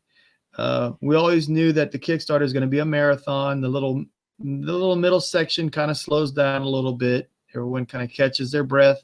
It gives us a little time to fill out the stuff that we've already unlocked, as far as like 2D and sculpted stuff. And then that last 48 hours, everyone's going to kind of rally, and we'll go ahead and unlock that elephant that everyone wants. And maybe, we might venture into other territory. We'll show along the way. But you don't get charged until the Kickstarter ends on the 17th, which I think I'm the only American here, but that's 2 days after our tax returns come in. I'm the only non-American. Wait, I thought y'all were Canadian too. No, where are y'all at? Massachusetts. We're in we're in Boston. I hate to tell y'all, but that's practically Canada. I saw this funny thing. Like one of the things on Instagram that I like to look at is just like random maps, and like they're not necessarily like factual stuff. It's just like silly stuff. And one of it was a map of Michigan, and like the part that's separate from like the main part. Like it was like, this is really just Canada. I just thought it was funny. Anyway. Oh man. We'll be adding more stuff very soon.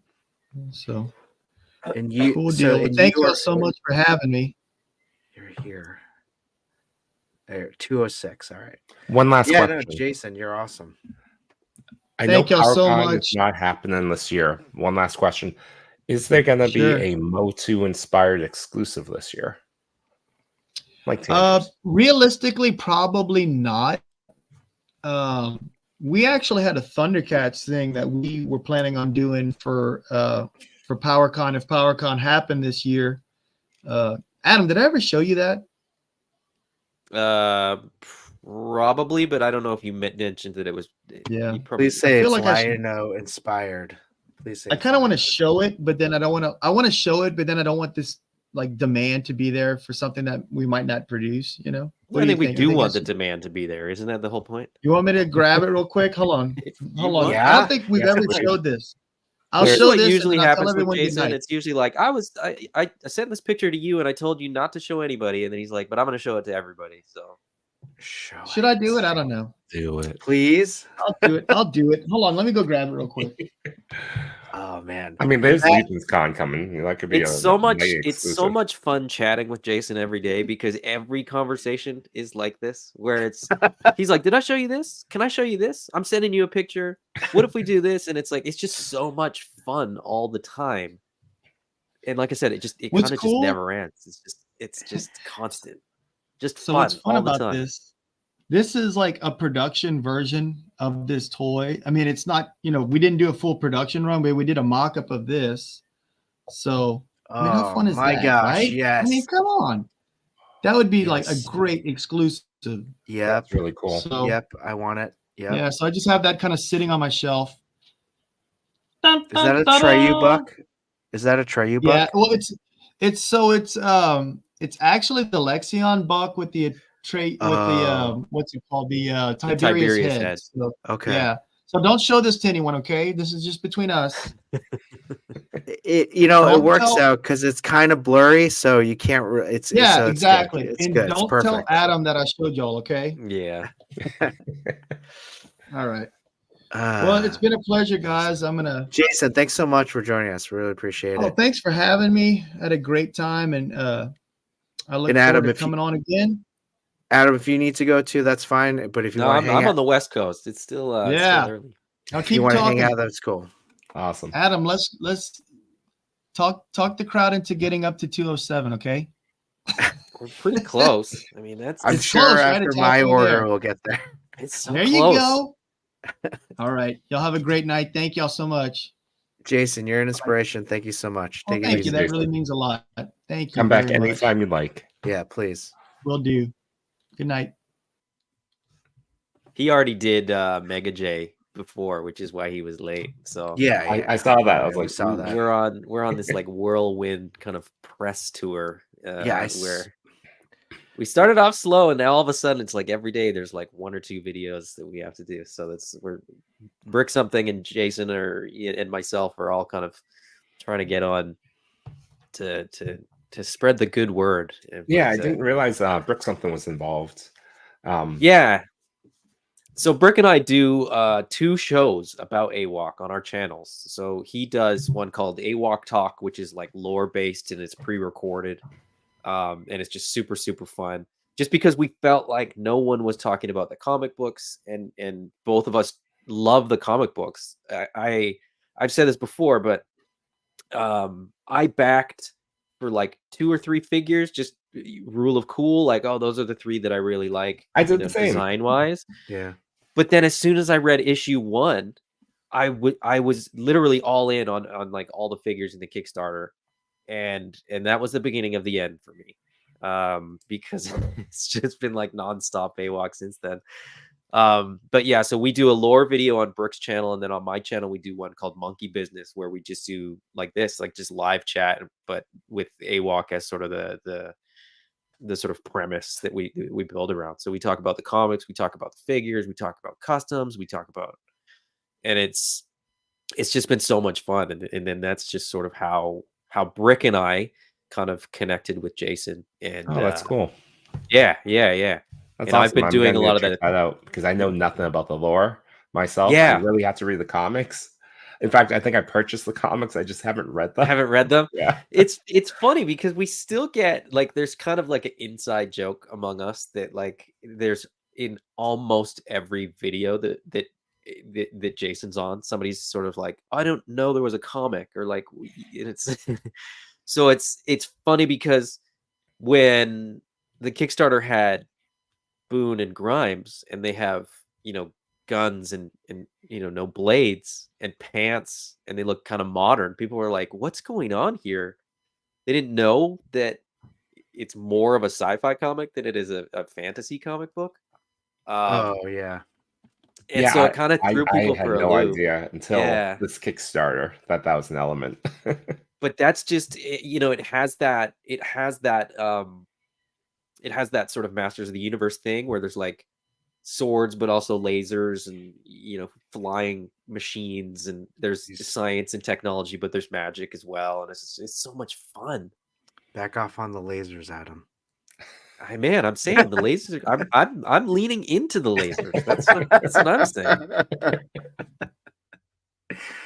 Oh man, I honestly I keep as we're talking, I keep looking at the Kickstarter. I'm like, which one do I choose? Which one do I choose? Because I really want 4 figures definitely, and then, but then I'm like, then I got to add on the other ones potentially if a 5th one. Might as well just get the 5-pack. But the 5-pack only covers. It doesn't cover any of the unlocks, the scale, what are the deluxe figures? Yeah, so if you get the 5-pack, the bodies that would be sort of available in that standard figure 5-pack would be the reptiles, the females, the lizards, and potentially the birds if they unlock. So what's the ultimate combo where if you want 2 deluxe and a few of the, it doesn't have to be 2, but a few of the standard?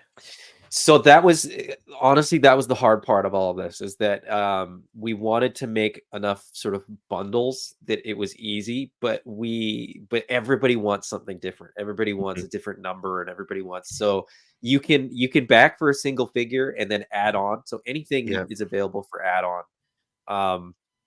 And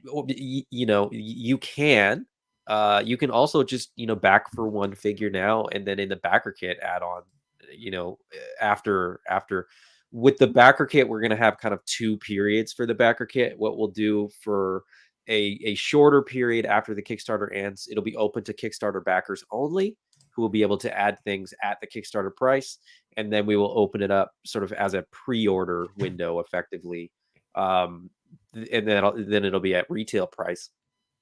But it was a struggle because there's so much stuff. It was a struggle to sort of find a balance where it made sense for us and it made sense for everybody else. So initially we didn't even offer a single figure as a reward tier, largely because the sort of processing and the effort required for one figure, and there wasn't much discount that we could work into that. So we kind of were like, if you only want one figure, you may be better off to just wait and get it at retail. But there was enough demand where people were like, well, I just want, the chameleon, or I just want, whatever figure, that we did open that up.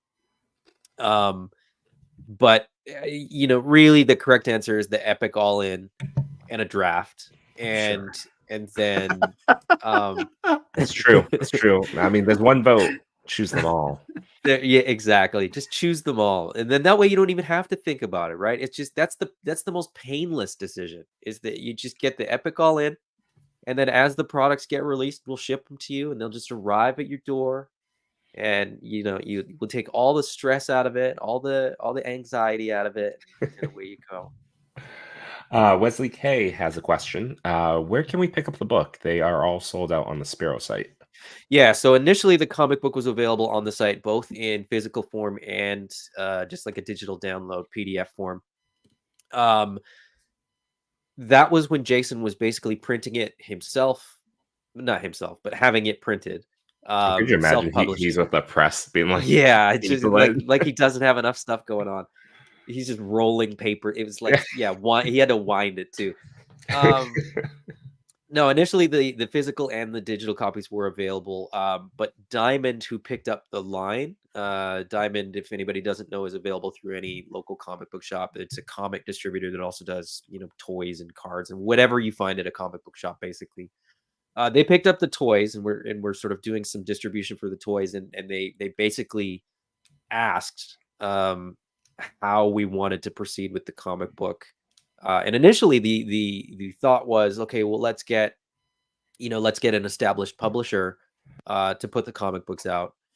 But over the course of sort of looking at different publishers and things like that, what Jason quickly realized is all the work was already done. So he, like, what would they bring to the table? And the answer was not much, because Diamond's already behind it. Diamond's putting it in, Previews magazine. If you were at San Diego Comic-Con, in 2023. Like they had AWOK banners around the Diamond booth. Really? Like so they're sort of leaning into it pretty heavy. Because I mean, as you guys know, once you get them in hand, like once you sort of get into this, like it's really fun. It is. It is really fun hand candy. I keep showing off the same pose, but I Yeah. just keep slightly tweaking them. So to answer that question, the comic books will be available free through the your local comic book shop. Issue 1 is kind of sold out, but we might do a reprint if there's enough demand for it.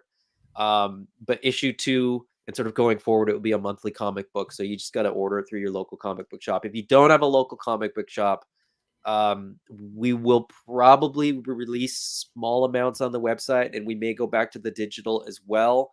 But we're just sort of letting the physical kind of take a little bit, or sort of like giving that a little bit of time, because you could have gotten the digital for months.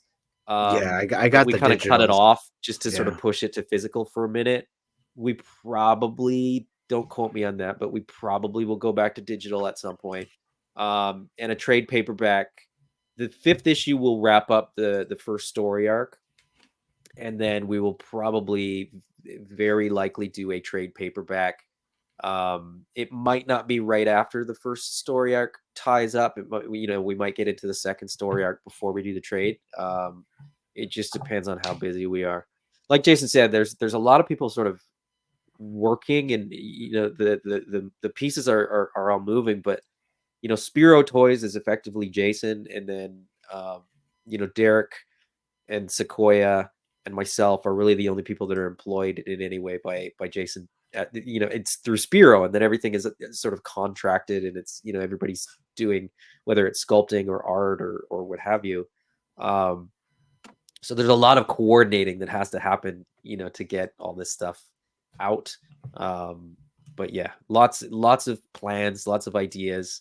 We talk about different species, different figures. Like the other thing that's really, really fun too is like, okay, if we did this species, what would its like function in the world be, right? Like you think about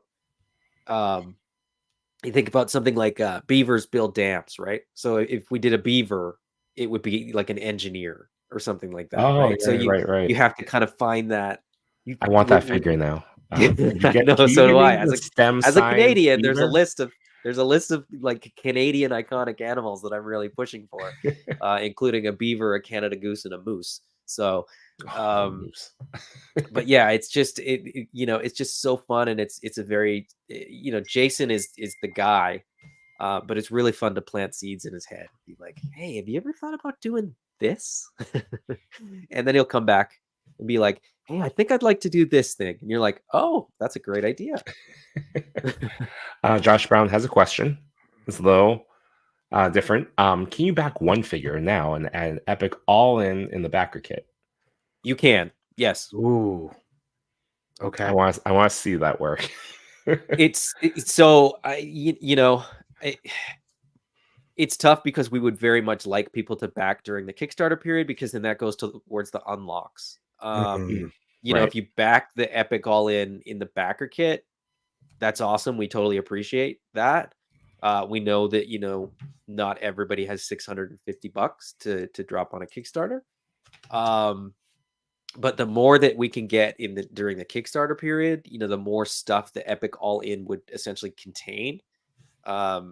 So as things get unlocked, the epic all in actually sort of gets value added to it. But yes, you absolutely could go that way. So for those of you who are wondering, I just backed a Boone, a Gresh, a Hannibal, and a Grimes. Nice. What happened to our draft idea, Chris? Christopher, we had a plan. It would have been an epic episode. You would be unhappy, at least with half of what happens. But I just heard that you can back the epic all in on the after. Yeah, true. So you can still do the draft episode. I just wanted to secure my own Hannibals, and then you have some custom fodder for your laser cats. What? Laser leopards. I'm just saying it could be more. Laser cats. I mean, that's already been coined. I'm world building. Another thing that's super fun with this line is that because the they're not entirely designed for pop and swap the way Mythic Legions are, but they're pretty easy to separate pieces. So they're quite easy. Like even if even if you're not gonna paint figures or like modify them, you can get.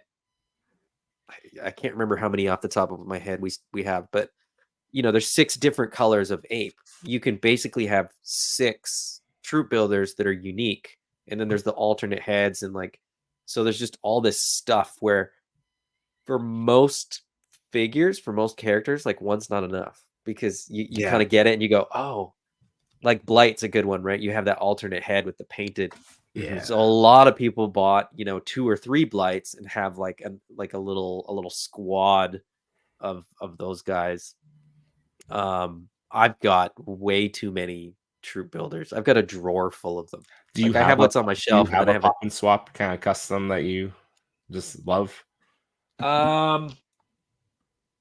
It's not even. So this is one that I just really like. This isn't even a pop and swap, really. But it happens to be really close at hand. This is just Tiberius with the armor set instead of the armor that came on him. That looks really clean. That looks really good. That's because I didn't have to paint it. But the color palette worked perfectly for this, where like the gold and sort of pale browns on his existing armor worked really well with like the blues and darker browns from the Feralist armor set. So I love that. That's what I'm saying. Like for people that aren't customizers but want to customize figures, this line really lends itself to that because they're easy to work with. That's cool. We do have some comments. Lokaloo, I agree. Platypus. Oh, that would be cool. Especially if it's a secret agent. I would love it. That would be a small guy too, I think. Yeah. Oh yeah, small. Oh, that would sell. Yeah. But would the beaver have a tail? Yeah, of course. So he wouldn't, because Jason. So he's against tails. Well, it's not that. It's that within the lore, right? The all these people were humans that had their sort of DNA modified. Spoilers.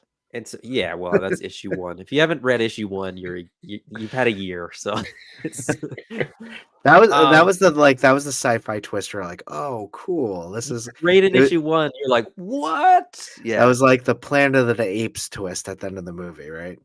But Jason threw it in on like page 7. Yeah, so that you were like, you didn't have to wait that long. Yeah, and this is a good workaround. It's a cybernetic beaver. Oh yeah. Tail. Well, that's just it, like that sort of thing that Jason does, where he kind of looks at like, okay, well, what would this species have? Like, how does this work and things like that. It's definitely, yeah, that's the fun stuff. That's the magic that Jason brings, where I'm sure he would think of something. Sure. That people will go, well, it's not what I expected, but that works incredibly well. Like I don't know. So like, I guess like now that Jason's gone, like you can understand why you have like I have like a man crush on Jason. Just like I was gonna say, I mean, like it's he understands who he is very well. Oh yeah, in terms of being very eccentric, but he is right on like par with knowing how to deliver an amazing figure, but not only just like designing it, but marketing it. Like it always goes back to it. And same with you, Adam, like just going back to like knowing what the lore is, knowing what the figures are, knowing what your options are, and then giving the people the advice of what they need to guide them through whatever the lore is, whatever they may want to buy financially, anything like that. I think a big thing with Jason is that like I said, there's sort of like a naive innocence where he he doesn't stop to think like, is this a good idea? Like he said, he's already mapped it all out. He just has to execute it. And I think a lot of people kind of underestimate him when they just chat with him for a few minutes, because the vision that he has is so is so laser focused. I see what you did. He knows exactly what he wants to do, and there's room for adapting. There's room for, you know, if again, it's so much fun to collaborate as much as I can with him, because you know, sometimes I have a different take than he does. Sometimes I have an idea that he, you know, didn't think of, or he thought of and thought maybe it wasn't a good idea. Sometimes he has ideas that I have to say that's not a good idea. The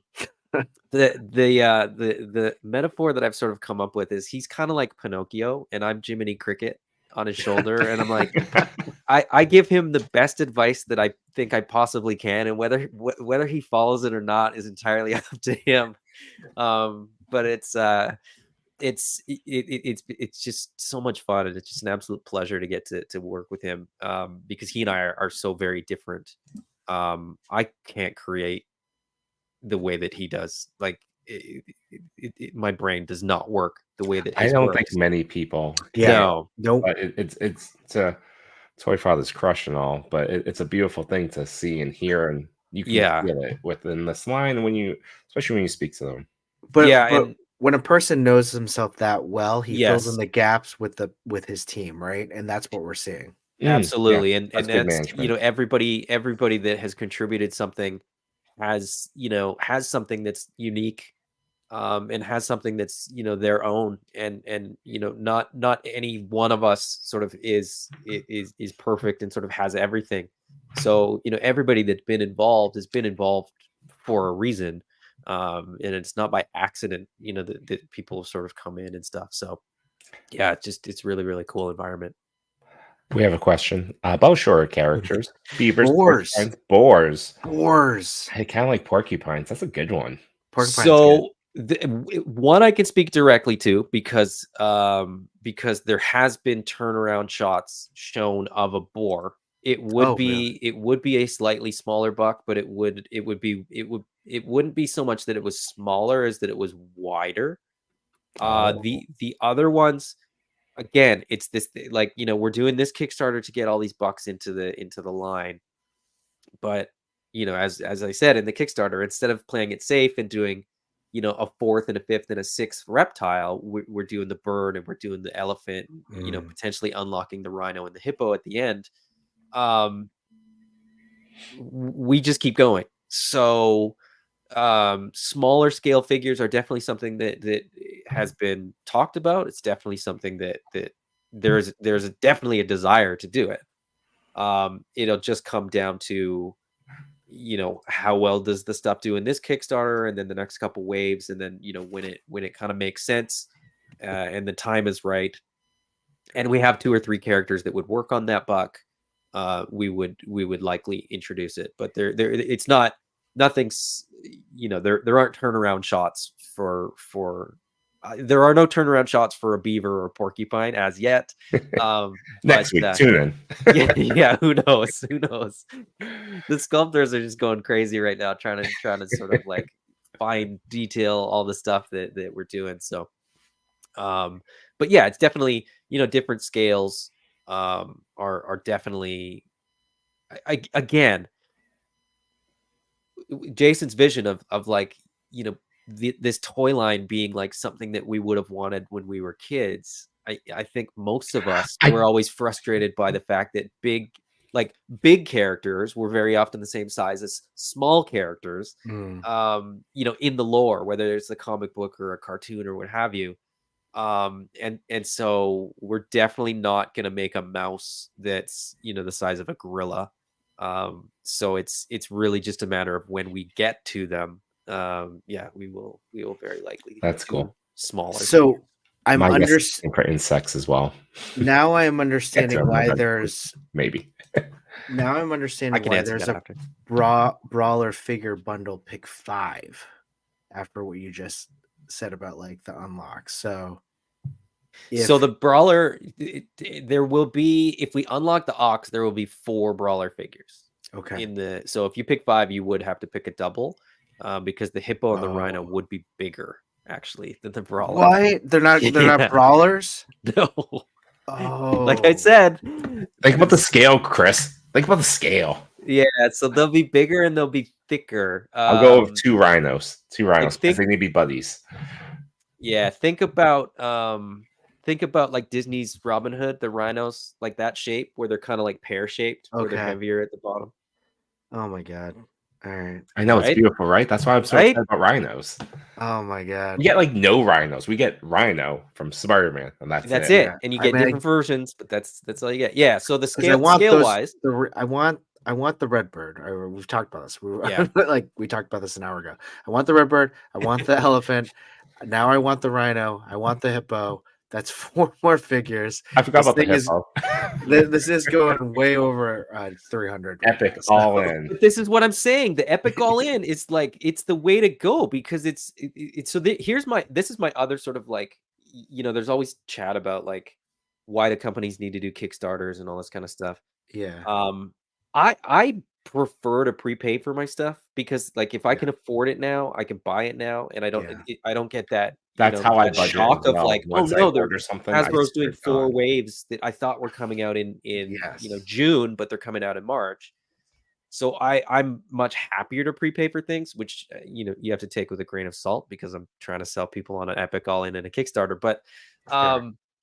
But for me, and I will say this, I put my money where my mouth is. I did actually back this with my own money for an Epic all in, You did. and 3 figures on top of that. Jason's like, you can have like a full set of figures, and I was like, No, yeah, I know, but I'm gonna need 2 of he's everything. like, you can have the extra 3 figures. Keep it all in. I need at least 2 of everything. My wife has claimed a couple. My kids have claimed a couple. Friends are like, "Hey, Hysterical. can you get me one of these?" kind of thing. So, I need them all. But yeah, as far as the I don't know where I was going with that. I lost my train of thought. Just back the epic all in. That's Just what back you're the saying. epic all in. And Exactly. make Jason happy. We're $250 away from meeting that 207. Yeah, we're getting close. That'd And then be- we're nice. And then we're only $203,000 away from the elephant. Oh. Wait, how much? We're halfway. So 205 is halfway to the elephant. Okay. So let's see where we are right now. What unlocks next? I know that this one just got unlocked, right? So Jessa unlocked this morning, and the female wow. head pack did as well. Now that was initially we had it set up where we were going to do head packs like we did in the first Kickstarter. Yeah. But then I said to Jason, with the army builder, you're probably going to want the extra head, and Jessa already has the extra head sort of packed in there in the image. I said with the army builders, if there's an extra head, people will get 2. They're army builders. It makes sense. I said, what if we just pack in the extra heads with the figures to just add value to the figures? The box, the packaging, the art, all that has to get engineered for the headsets. We sell the headsets for like $12, so it's a great value. But what if we just broke that into smaller bits and packed them in with the figures so that head packs actually aren't head packs? As we unlock those extra alternate heads, they'll just be packed in with the figures that they go with. Oh, really? So for the army builders, so for the lizards and the army builders, those are alternate heads, like different. For the lizards, like I said, you get a snake head with the chameleon. You get a helmeted head with the army builder, and then you get just a completely different head. That first one on the left there is the alternate head that comes with the blue. Oh, wait. So this isn't a separate little bundle of heads. Not anymore. It's not. Really? Okay, that's super interesting. I did not even realize that. No, initially it was. Initially it was going to be like headsets where, like we did with the first Kickstarter, you got 3 extra heads and it was $12 and they would color match. Yeah. But the economics of it, it actually kind of works out that it's kind of a wash to sell them as a head pack versus just pack them in with the figures. This is actually no. I like where that went. The logic is you can now buy 2 of those figures. Yes. Rather than a headset and then have to figures. buy a second figure anyway. Yeah. So that's really cool. Oh, but I love that. for the named characters, the alternate heads will be like different facial expressions. So what basically Adam is saying is back to epic all-ins. Yeah. Because you're gonna need 2 of every figure. That's what I'm saying without saying it.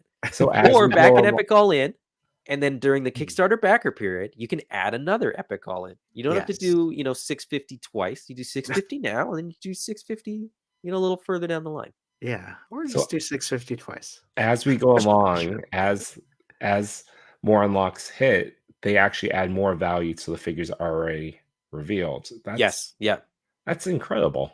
It's really another thing. It's another thing with Jason where like I keep telling people, like, you will get everything that's in those pictures at the very least, because most of them there's like another accessory, or there's like the alternate head, or like there's something that he's still kind of working on. They all come with extra hands, but the extra hands don't show up in the pictures. Oh, really? Yeah, just like the first wave of figure, like the fists and then those open hands is likely going to be what we get for those as well. Oh, wow. So this is really, so the value is exceptional here. I mean, even right here, I was like, all right, cool. But if there's even more stuff as we go along, so if he unlocks at 220 and then the extra heads unlock at 230, he will actually have another head. He'll have 2 other sets of alternate hands. I don't think there's another accessory with him, but like I said, for some of the other figures, there's like other accessories that are sort of in the works that just haven't, they haven't gotten their renders done, so it just hasn't been added yet. That's awesome. He's just constantly working and improving and like adding more stuff, and oh, that's so cool. So this is the people in the chat and the those that listen after, this is what we're marching toward right now. This is the next unlock. The unlock after even adds more value to those that have already been unlocked that fall within the assassins. Oh, that's so cool. And then 260s when we start to see some of the birds show up. 260s once we start unlocking new bucks. Like it's there's more molds coming there with the birds with the winged arms and stuff like that. And I believe that soft goods may come into play with the birds. I was going to ask, is that just saying? I was saying for a future wave, down the line next year maybe. Soft goods, but that's awesome. There's a few characters. So if you've seen previous turnaround shots for the Raven, which is the first bird there, there were sort of more to him. He had sort of like a fabric wrap that went around him, as well as a hat. I don't know that the hat is still sort of in play, but I am pretty sure that the soft goods wrap will be on there. But I think we just don't have the proper art to sort of show it. So this is our fault, right? Like we could have just sort of shown all this stuff to people, but we've seen it and like we discuss it, and it's fun to just be like, oh, and by the way, we're doing an elephant. Like we didn't show the elephant to start. And when we kind of dropped that, when Jason dropped that, people were like, wait, what? And what do you mean? Like, is it on a brawler buck? And we're like, no, it'll be 10 inches tall. It'll be the size of a Mythic Legion scale ogre. Oh my god. But wider and thicker. God, really? So it'll be like somewhere between, like, think of like Slog, but taller. Are we thinking $80 figure? Hold on. I don't have that in front of me. But I can get it. I think it's less than that. It's certainly 89 for that. It's certainly less as part of the Epic All-In. Well, that's just it. If you think about it, if that's an $89 retail figure, and the hippo and the rhino would be like $60 a piece. And the hippo and rhino's not even shown on this page yet. Nope. And then the brawlers are $50, so that ox would unlock in the Epic All-In. So you like the Epic All-In effectively like doubles how many figures and how many weapons packs and stuff you get, but most of them are bigger and more expensive. I think to sell, well, I mean, you're marching toward it right now, but a scaling aspect might be good to communicate the size of some of these figures. Hold on. Oh. Let me see if I can quickly find it and send it to you. We have a scale. It's a little bit off though because Jason kind of cut and pasted it very, very quickly. Oh, this is exciting though. But if I can find it, I'll just send it to you in the chat. Hey, we're getting even closer. $180 to go. To hit 207. It's like a stream goal. Let's see. I gotta figure out. I don't think I can send it as a picture in the chat. No problem. No problem at all. Pablo wants to see a porcupine fighting a laser leopard. That's great. Here's an idea. Mythic dolphin. Okay, we already talked about that. It was 89. The elephant's 89. Yeah. Let's see what else. But he's huge. Loco Lou. I really underestimated this line at first. Now I'm stopping all my hot toy purchases for this line. Yeah, and I mean the thing is, 2 hot toys, and you've got like a full. You get the epic all in. You got the epic all in. Well, depending on what it is. Yeah. Could you imagine the month as you open one figure per day? You could just. It'd be amazing. I'm gonna see if I can send this again. Yeah. Oh gosh. Epic all in is definitely cheaper than the cat layer. Oh wait, you know what I could do? Well, everything is cheaper than the cat layer. That cat layer is like what, 700? Yeah, 700 or something like that. I didn't do the math on tax, but that got up there. No, it wasn't that bad. Let me look what my but yeah, this is incredible. Lots of people are fans in the chat right now. I think Ray Paz is going to be staring at some options. And Machi Toy with a very good question. Toydaddies are racing to 100, right? I mean, after tonight. Game on, Chris. Game on. First one to 100s. Jeez. I sent it in a message on Instagram to ToyPic. Oh, to me? The scale pick. Let me find it. And that scale pick is a little bit off. Like if you pull it up, I'll kind of talk through the elephant isn't. The elephant's bigger than what he is in that scale, actually.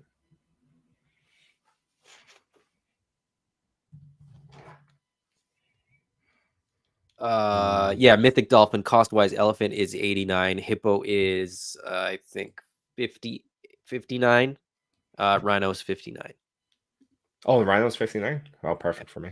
The Hippo and the Rhino is the same buck. Cool. Oh, that'd be cool. 2 Rhinos because they need to go in pairs. That's Disney logic right there. That's the Disney's Robin Hood. We're slowly filling out all the characters, all the species in Disney's Robin Hood.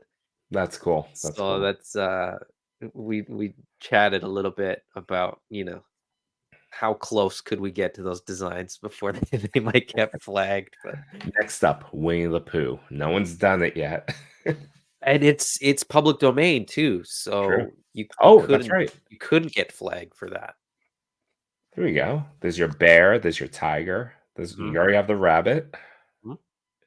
You'd have to do a donkey. Oh, donkey. There we go. Adam, I don't know. I don't see it in my. You sent it the wrong place. You gotta make it like a punchy donkey. It's Toy.Father. Yeah. Oh, it's what? It's probably in a message request. Is it in a message request? I don't see it. No. Dang. Unless. What's your handle? Highly articulated. You can also shoot it over to me too.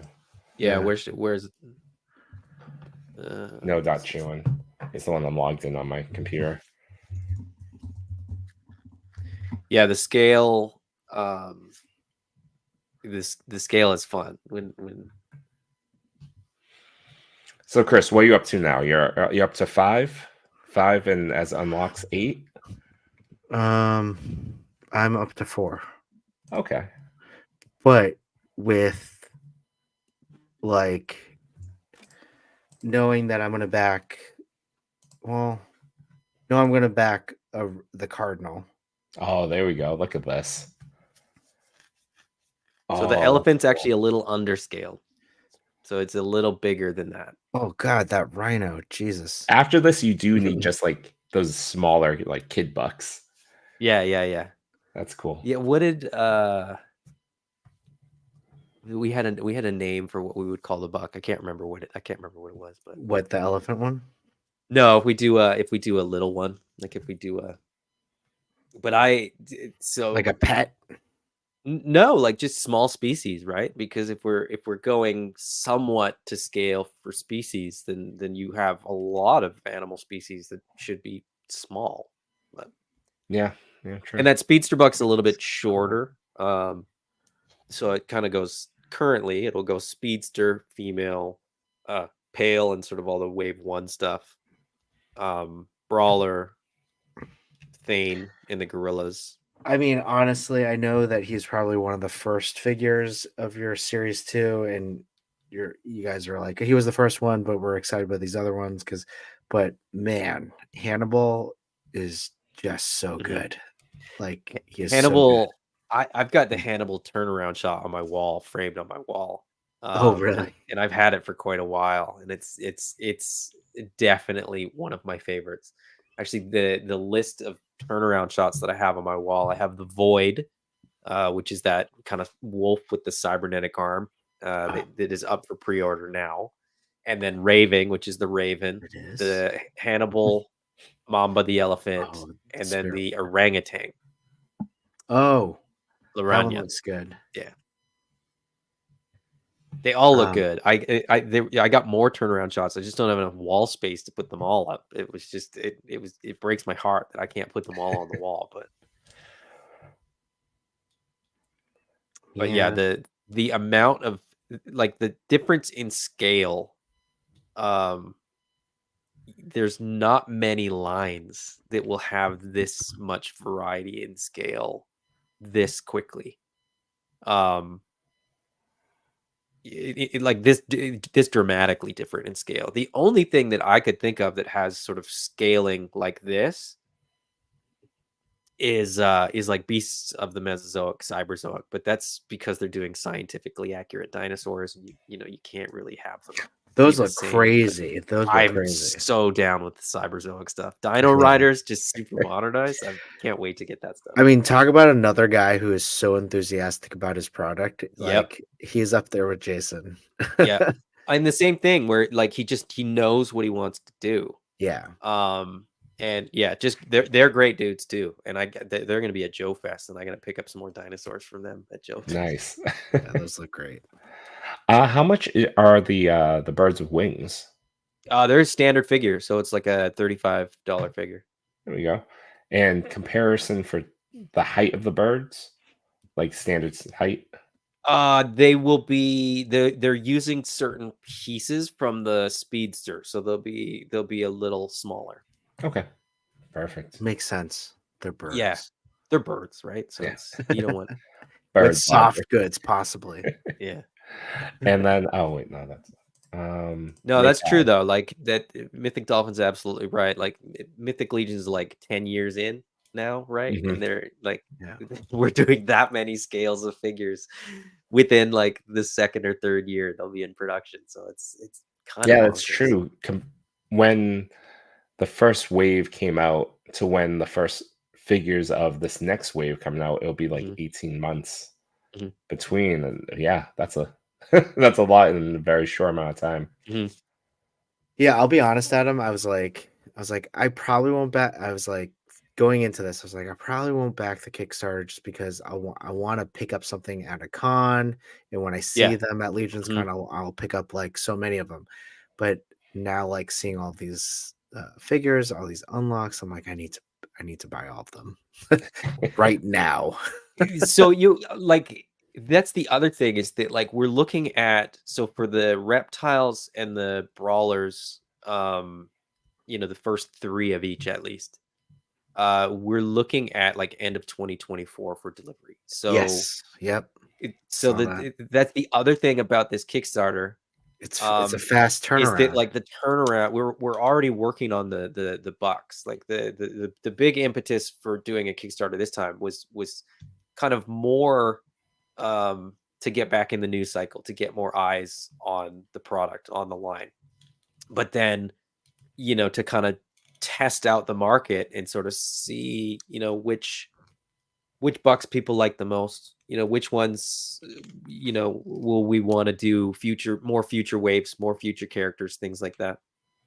And so to do that in this sort of microcosm of a Kickstarter was sort of the quickest and easiest way to do all of those things. I said on previous videos and stuff, like we let's say the elephant doesn't unlock, we'll still eventually do it. It's just it'll take considerably longer, because you just have to kind of let the waves fund the future stuff. Got it. So it's not like, if the hippo doesn't unlock, we're never going to do a hippo. It's sort of like we'll just have to wait until that sort of works itself out down the line a little bit. Just like all the other species that we want to do and other bucks that we want to use and all that kind of stuff. So yeah, the porcupine or the laser leopard. Exactly. 2026. Stay tuned. Oh my gosh, I'm just so excited for this now, especially with all the things that you just shared, in terms of the extra heads that go right into the hands, like the things that are not necessarily outlined in the art. Oh, thank you so much for sharing all of that, because absolutely, that's a lot of great information. That that's really cool. This is kind of why we're sort of doing so many videos. Kind of the information on the Kickstarter kind of undersells all the cool things that adds. Yeah, it does. Forward, the it extra really hands, does. The extra heads, the value that's given back into the product. So that it's not those head packs alone. Like it's not like you get the option to buy 12, 3 heads for $12. It's no. Those heads are now included with the figures already backed. So it just ended up making more sense. No, for us really as well great. As for collectors. It's I'm a collector. I'm leaning toward that aspect. I'm like, I love that. Yeah. Even if you only buy one of the chameleons and you only ever have the chameleon head on it, you have the option, right? So if you want to, take, if it only ever goes on once for like one picture or whatever, right? It doesn't really matter. It's you didn't have to buy the head pack to sort of get it. So it kind of just works out for everybody. And I thought of the thing that I forgot earlier. Like I said, so the Epic All In, right? Like if you back the Epic All In now, figures are scheduled to come out in 2024, 2025. You back it now, pay for it now. You're basically paying for your year of figures, so that 4 months from now, 5 months from now, when something else comes up, you've already recovered financially from this thing. And the AWOK stuff will just show up at your door, and it's like Christmas, right? It'll just show up magically, delivered by maybe a stork, maybe a humanoid stork. Yeah. I mean, it's how I do all my Mezco purchases. That's a tier 650 stork. Yeah. And also, interestingly enough, the way we do the goals, Chris, the race to 100s, all in would count as one. Does it? Turtles count as one. It's one purchase, right? It's one reward tier. Yeah, I mean, I'm just telling you, No.Chewing, if I do an all in, I'm not doing a draft. They're all mine. They'd be Getting really all fun. the figures. Why don't you like fun? It's fun when one of us is miserable. Don't limit how much fun you can have. Just go Epic All In and just get it all. That's true. Get all the fun for yourself. No draft necessary. Should we start the show? Yeah, I'm so surprised you said that, because I was going to say that like 20 minutes ago, but I'm not the timekeeper, so I was waiting for you to be like, "Hey, and here's the slides." Yeah. All right. Well, now for the show, guys. No loopholes. Well, for those of you who don't know, we do the TPC top 10. We're gonna be counting down the top 10, the TPC, the ToyPic community top 10 from last week. Talking about the photos, talking about what's going on. Really enjoying the photography that we see that all of you in the community do and have supported as well. But before we do that, what's making us happy right now? Adam, what's making you happy right now? This. So the spectral pail was something that I kind of really pushed hard to get into the Kickstarter. Yeah, put it on again. Well, he doesn't have an arm. The arm broke off. It's okay. So this is just like a turn it to the side. Turn it to the side. Yeah, there you go. It's complete. It's complete. No one's the wiser. Well, I have the other arm. It's just it's not attached. But this was just a prototype sample for this figure. The sort of backstory was that in the Kickstarter that Jason did for the 4-inch line, Spectral Pail. So, okay, I got to go a little bit further back. Jason did a graphic novel before he did the current version of Animal Warriors of the Kingdom. And then that's what spawned the 4-inch line of figures. So the designs were a little bit different, but still, anthropomorphized animals, and Pail was the main character. But he had the ability to absorb the powers of enemies that he defeated. And when he defeated the chameleon, he absorbed the power to sort of have this active camouflage, kind of predator style camouflage. And it was in the Kickstarter for the 4-inch line as a stretch goal, but it never got unlocked and they never made it. So before I was even working with Jason, I would ask him all the time, and I would comment, in the AWOK group and all this kind of stuff. Like, when do we get Spectral Pail? Give me Spectral Pail. How do we sort of get this going? And then when we started mapping out the Kickstarter goals, Jason sent me like a Google Doc of like all the unlocks and all the things. And like right there in the middle, not even as an unlock, just like as a Kickstarter exclusive, was Spectral Pail. And I was like, is this like, are you really doing this? Are you not just teasing me as we're sort of, and he's like, no, we can do it. Like the mold's there. So it's easy enough to do. So he'll be glow in the dark as well. So it'll be translucent, glow in the dark. And I'm absolutely sucker for that. That's all you, Chewy. Doubling down, yeah. Exactly. That's what I said. I said, well, if it's translucent, you may as well make it glow in the dark. That's awesome. Chewy, what's making you happy right now? I mean, besides talk about Animal Wars of the Kingdom this evening, I don't know. I'm just really happy, just in general. My collecting's in a good shape right now. Granted, talk about all-in bundle. So what do I know? Get even better. But the last like 3 nights, I've been focused on clearing up my office. That's why there's some new lights behind me. But down below, they're like below my waist, there used to be boxes and boxes of like toys in boxes, like still in the Amazon boxes. Oh my gosh. And I spent like maybe like 6-7 hours across the last 2-3 nights just clearing them out. So I'm feeling really happy that if I move my chair back, I don't hit a box. Like I can do that. I'm like, yes, I'm not crunching like a Mezco or something. Yeah, I got a lot of stuff on the floor around me. Yeah, but I mean that's everyone, right? Let's make you happy. I'm really happy about Adam, Jason being on the show. Really happy about talking more in depth about this series too for AWOK, and really happy about backing some of those figures and really considering it all in, but we'll see. But also, I modded this guy out with Machu's advice, and I am so happy. This is my ultimate Scarlet Spider. I love Scarlet Spider. This is probably the best Scarlet Spider figure I have, and I have the Mafex, so this is awesome. That's the Legends with swap the shirt, right? Yeah, with a Bestley Studio. Okay, yeah.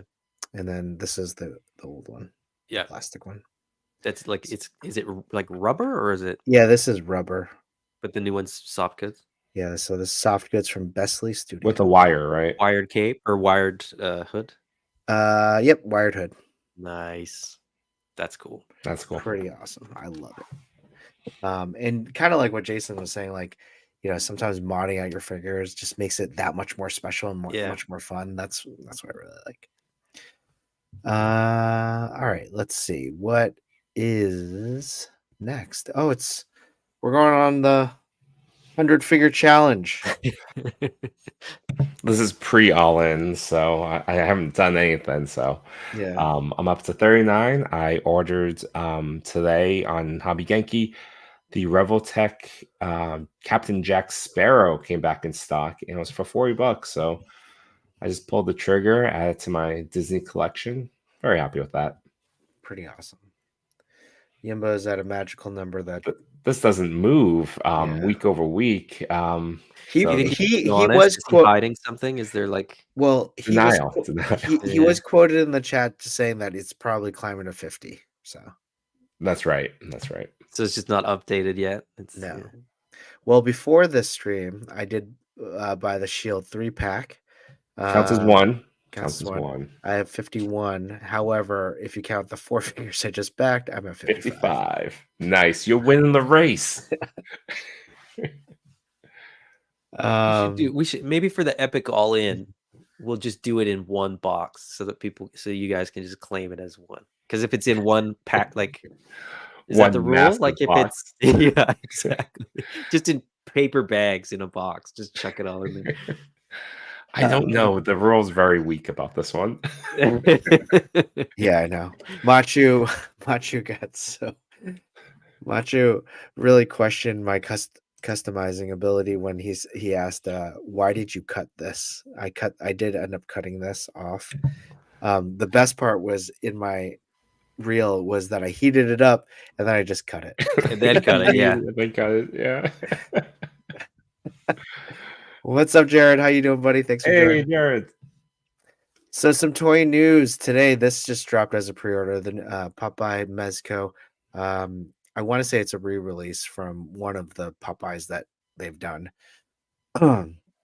It's a great sculpt. It's a great Popeye. I have the Popeye Popeye and Brutus 2-pack from Mezco. 2-pack, yeah. So good. So good.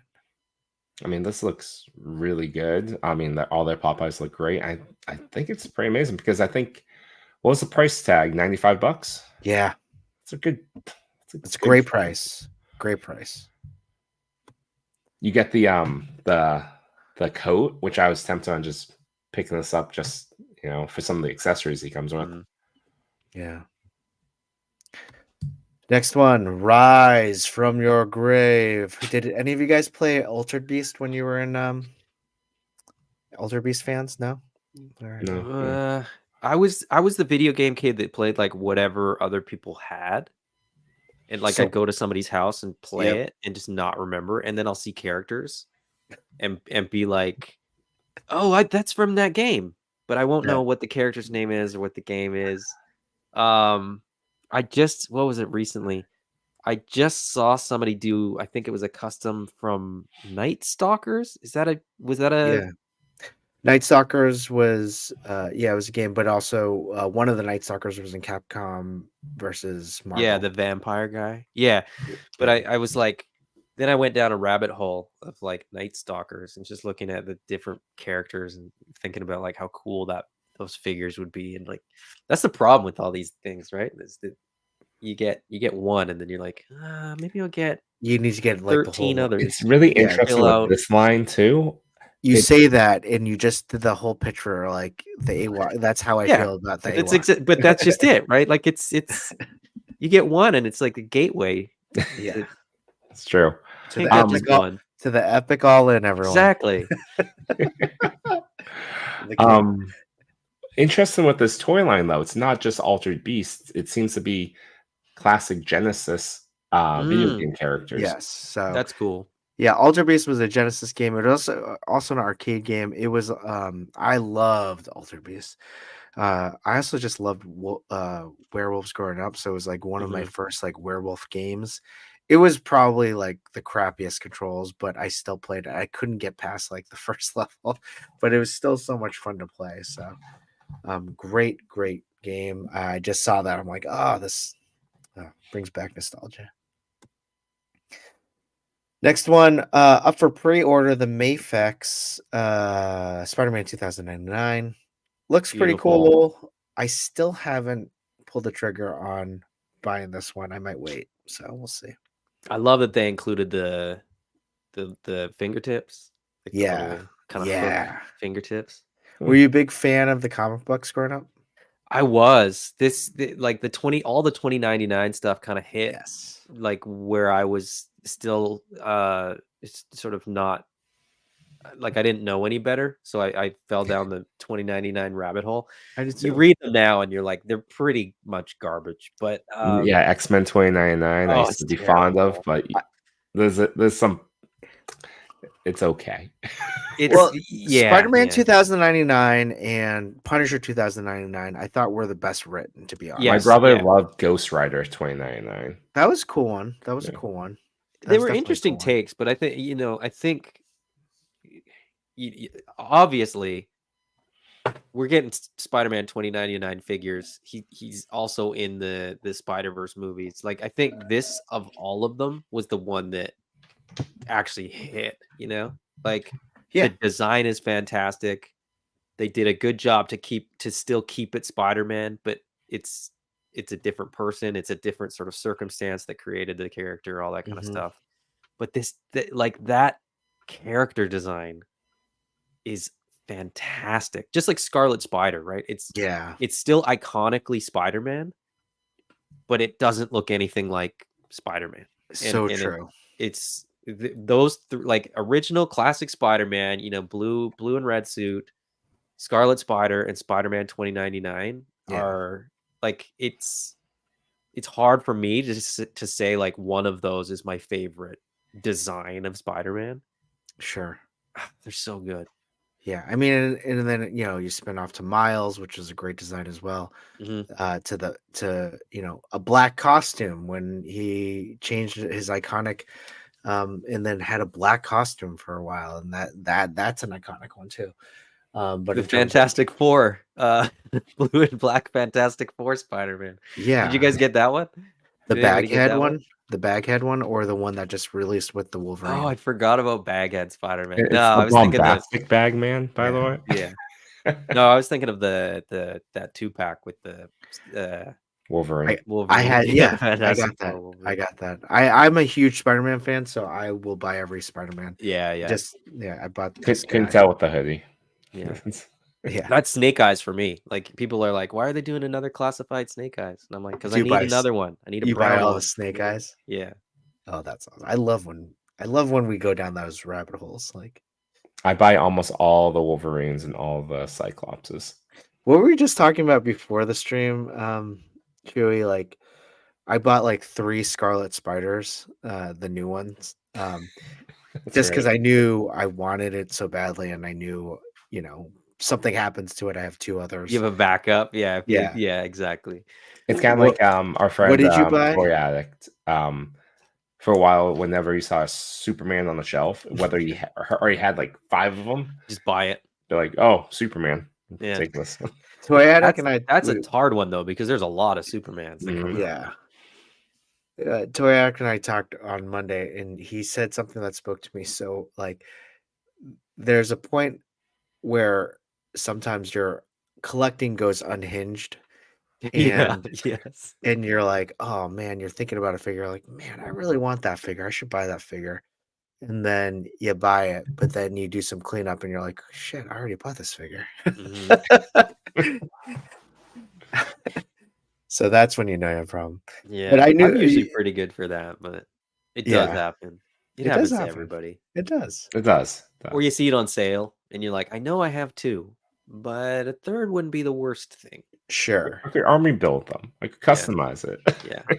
I think I did that with What a could I use these sleep. parts for?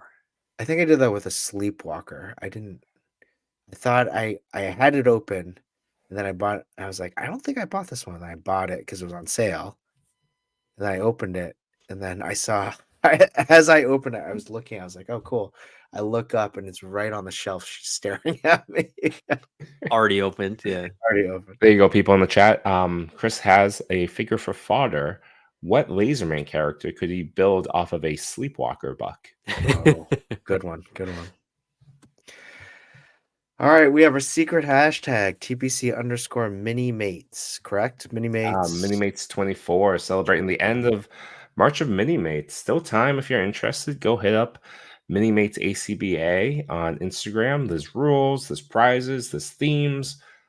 Go ahead, go for it. There's still a few days left. I failed this year. I did one shot, but I happened to be Turtle months, and I'm now a Turtle page. So Nice. no turning Well, back now. This isn't a mini mates, but I chose this one for Giovanni Panganbean. And it's just a great pose for Ryu, and honestly, well set up for the photo. Shoot me 91. That's right. Chose this for Yimbo. It does feel like a shot he would pick. It's a really cool verse pick, and sharp. Well done. I like Superman under the column in the background. Yeah, that's not a good look for Soups. He doesn't handle magic well. Nilla Gorilla, fan of the show, fan of Nilla. Friend of the show. Great pick. I love Lego photography. It's not a mini mate, but it's close enough. It's a Lego. Yeah. It's a Lego? Oh, okay. Yeah. That's cool. It came with the guitar. I think this is a custom. Oh, that's really cool. It's when people work with Lego minifigs in toy photography, it's remarkable because it's Incredible, right? because your articulation and like what you can do with it is so hard, but just what he's done with the picture, to have the music notes and even just a simple background, right? But it's like really effective, and you kind of get the feel of what's going on there. Really The background is like just beautiful bokeh right there. It's so good. And what's interesting with Lego that's also very impressive is that typically there's high gloss on Lego. Yeah. So a photo of it and having as minimal gloss as in this one and all those other Lego shots that we do see, it's something. That's how I feel about Robotech figures, that there's this high gloss that sometimes makes it hard to shoot, but yeah. What is the hash? I just did a quick fast forward and didn't. It's the end of the month. I didn't know what to do. We finally reached one of those moments where there's still, days left in March, but we have no hashtag. So let's keep it to mini mates. Yeah, keep it to mini mates. Well, I should have an idea for next month, but maybe I'll just make up one. Hold on. Okay. We'll reveal that after. Just keep going. It sounds good. All right, let's finally get into the top 10. Number 10. Chewy Rocks Toys. Is this a secret account? Yeah, it's my second account. Could you imagine? No, can't take credit for someone else's art. Really sharp photo. It is. Adam, what do you think about this one? What's that figure? I think it's a custom. I'm trying to figure out what that head is great. Like I think the head kind of makes the picture in some way, right? Yeah. I like it. What song have they attached to it? I always struggle to and I'm not doing toy photography, but just like with any post that I do or whatever, it's always fun to add a song. I don't know if that sort of influences how much I like pictures sometimes, but I think sometimes it definitely does. So. Let me see. Let's hear it. I don't know if we can. But I love that head sculpt, whatever that is. Oh yeah, where is it? It is. Oh, he does the flash. So that's a stock. That's a stock figure. That's a great figure. It is. He doesn't even. Wow. Yeah, I don't know what this is. Hold on. I think I have answers. Do you? Yeah. I think Chewy Rocks was one of my people. Oh, what ironic. Okay, someone said Brick something says Prince Volton. Oh, yeah. from the Flash Gordon, which makes sense because the song was the Flash Gordon Yeah. song. Okay. Right past. Read the chat. The chat's so helpful. Hey, every time I stumble and I'm like, oh, what's the name of that thing? It's like it Yeah, takes I about know. That's my Someone favorite probably thing. knows. 10 people are like, hey, dum dum, it's this very obvious answer. That's Well, how I that's what it knew was. that I how I realized I know nothing about Pokemon.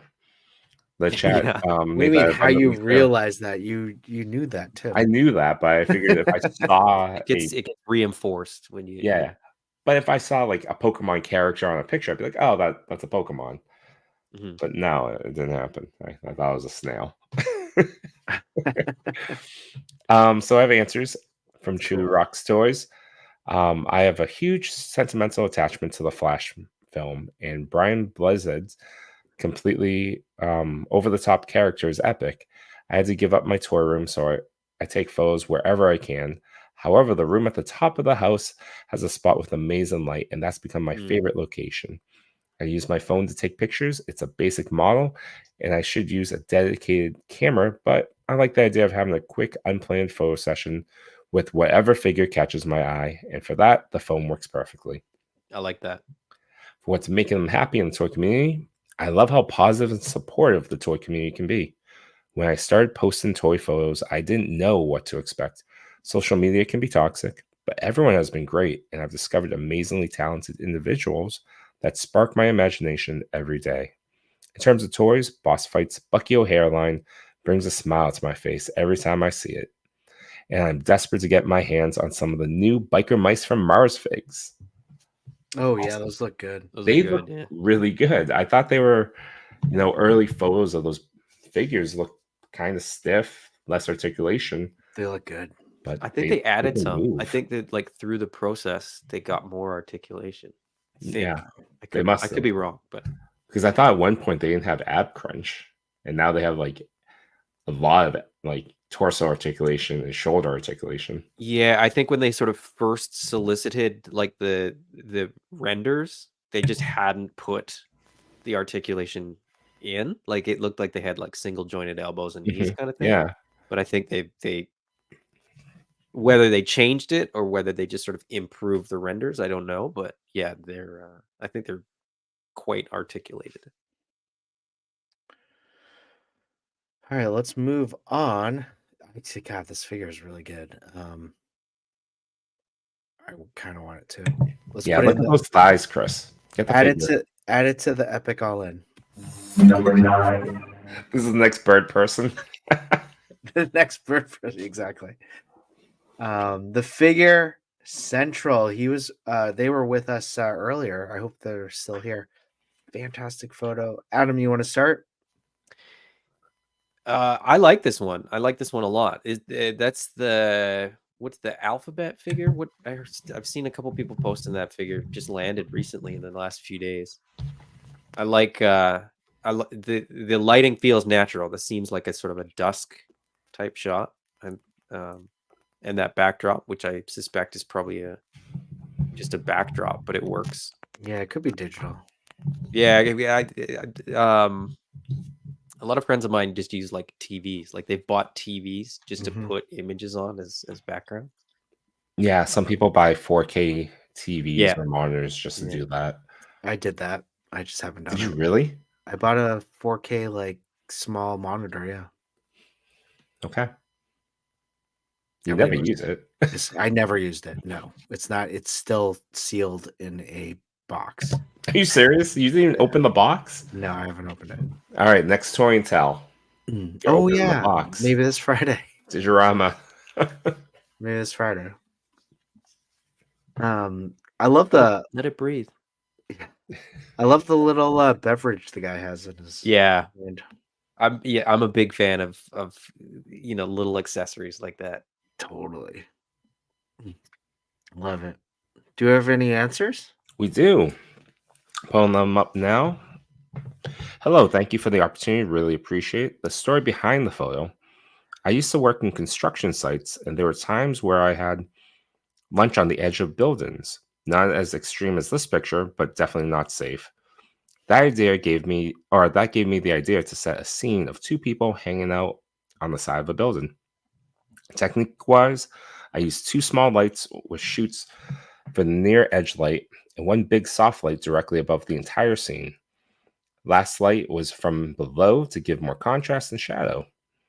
Post work is just exploring a still image of the video recording I made of the scene. I then grab the image and do some color correction and then use that as my final post. The community has brought a lot of happiness to me in form of inspiration and engagement. I've been dealing with medical issues since August of 22, and this has helped me stay focused on something creative and positive. Thank you again, and hope you have a wonderful day. Oh, that's nice. Everyone's so nice. Everyone's so nice. I love this. Figure It's a Central. great community. It is. It really is. Everyone in the chat right now. One thing that I found that I truly do mean, Adam, like when we went to your table, it was pure joy to see everyone that worked behind there, the enthusiasm behind the product, but also just the time just to talk and have fun and just take the time to really just have a good conversation. And I felt that, and that's why we want to create like this positive culture in the ToyPic community as well. Everyone comes in here, has great energy, and really supports each other, and that's what we really try to do. I thought you were about to plug Laserman again by saying that's what I want with Laserman as well. Yes, well, I mean, Laserman does bring us all together, but yeah, that's Number 8. PL Toy Box Photography. Who is this guy? This wonderful dude. Wonderfully talented. My God. Pablo is another wonderful person we met in person and got to hang out with. You know Pablo, right? He was right next to he was like 2 tables away. He was like the next table or 2 tables away from us. Yeah, absolutely. With Jay Balda. Awesome photographer. Oh man, Chewy, what do you think about this one? Oh, it's epic. It's Pablo's one of the best photographers out there. Super creative. The level of depth in the shot, it's eye-catching. I love the pigeon. Right? It's so funny. That's great. I wonder how we did. Pablo, if you're still there, I'm wondering how you did that, unless it's in your answers too. It's probably in the answers, but what do you think, Adam? The drama, the high tension in this picture with it looks like that's probably Raphael, but it could be Michelangelo as well. Dropping his pizza. It looks like he's dropping his pizza, and it's like, I think this is the bike that goes with the figure from the last picture. Actually, I think so too. Yeah. Oh yeah, right. Yeah. But yeah, just love it. Love the colors. Love the composition. I suspect that pigeon's probably just gray, but it's lit very well with that sort of the pink tones. Oh, so good. I'm envisioning an adventure of Mikey where he stole this bike and he's just trying to initially just have a slice of pizza calmly on the top of a building, and things just kept happening where he kept losing the slice. I imagine that pigeon startled him or something, and that's why he's dropping the pizza. It's Mikey versus pigeons, and that's the entire issue. I think Mikey in this one has found himself in a future cyberpunk era, and he's desperately trying to find pizza, and he finally did. This is like Last Ronin Last Ronin. Like he's now the last Ninja Turtle, so it's harder for him to get out and get his pizza or something. I don't know. Yeah, Last Ronin before the Last Ronin, but it's really the last pizza. Yeah. That's the lighthearted version of the Last Ronin. Yeah, it got a lot darker after he lost his pizza.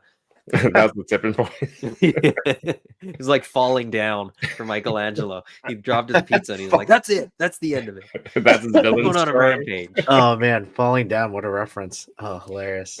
We do have answers. Pablo says, "This shot has been on my docket of shots I wanted to take since 5K Toys put up the Fog Toys Fantasy Alphabet series with the hover bike. I knew I wanted to photograph Mexico Mikey going out for a pizza and using the scared head sculpt. Then the idea of hitting a pigeon and losing his slice of pizza.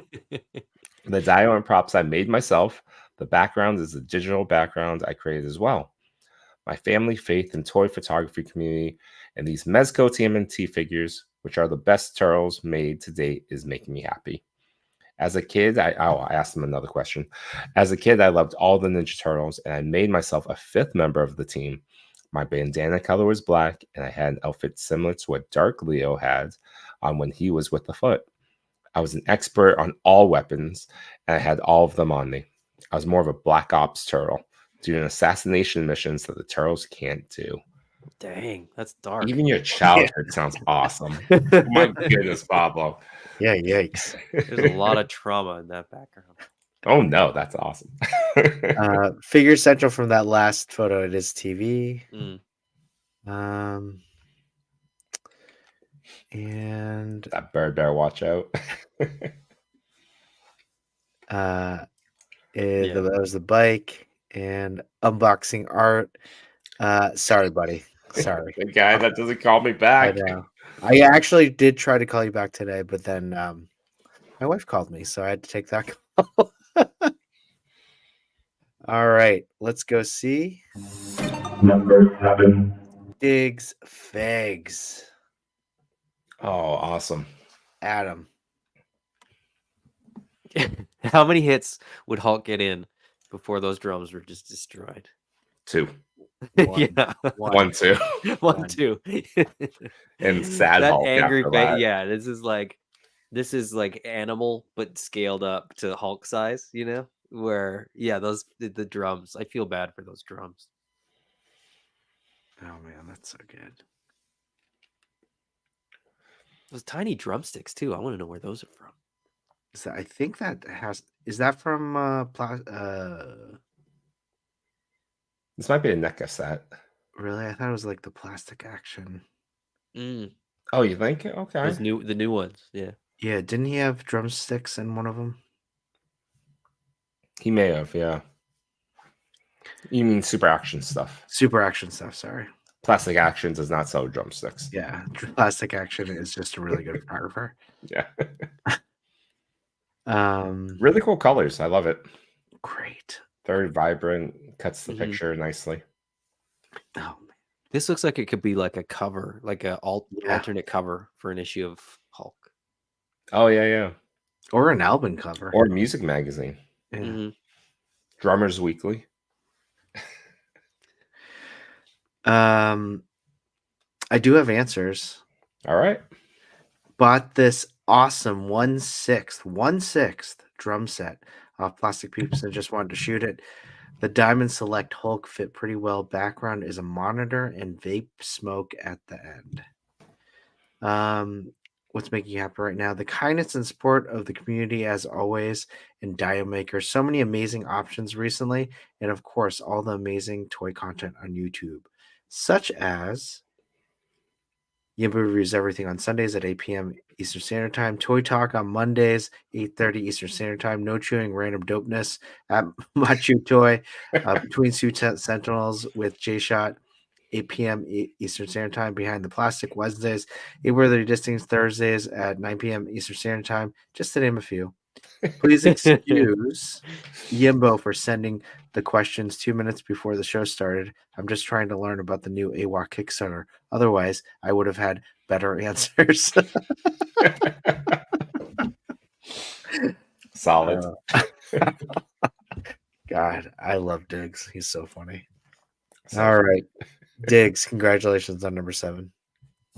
Number 6. Aussie Action Figs.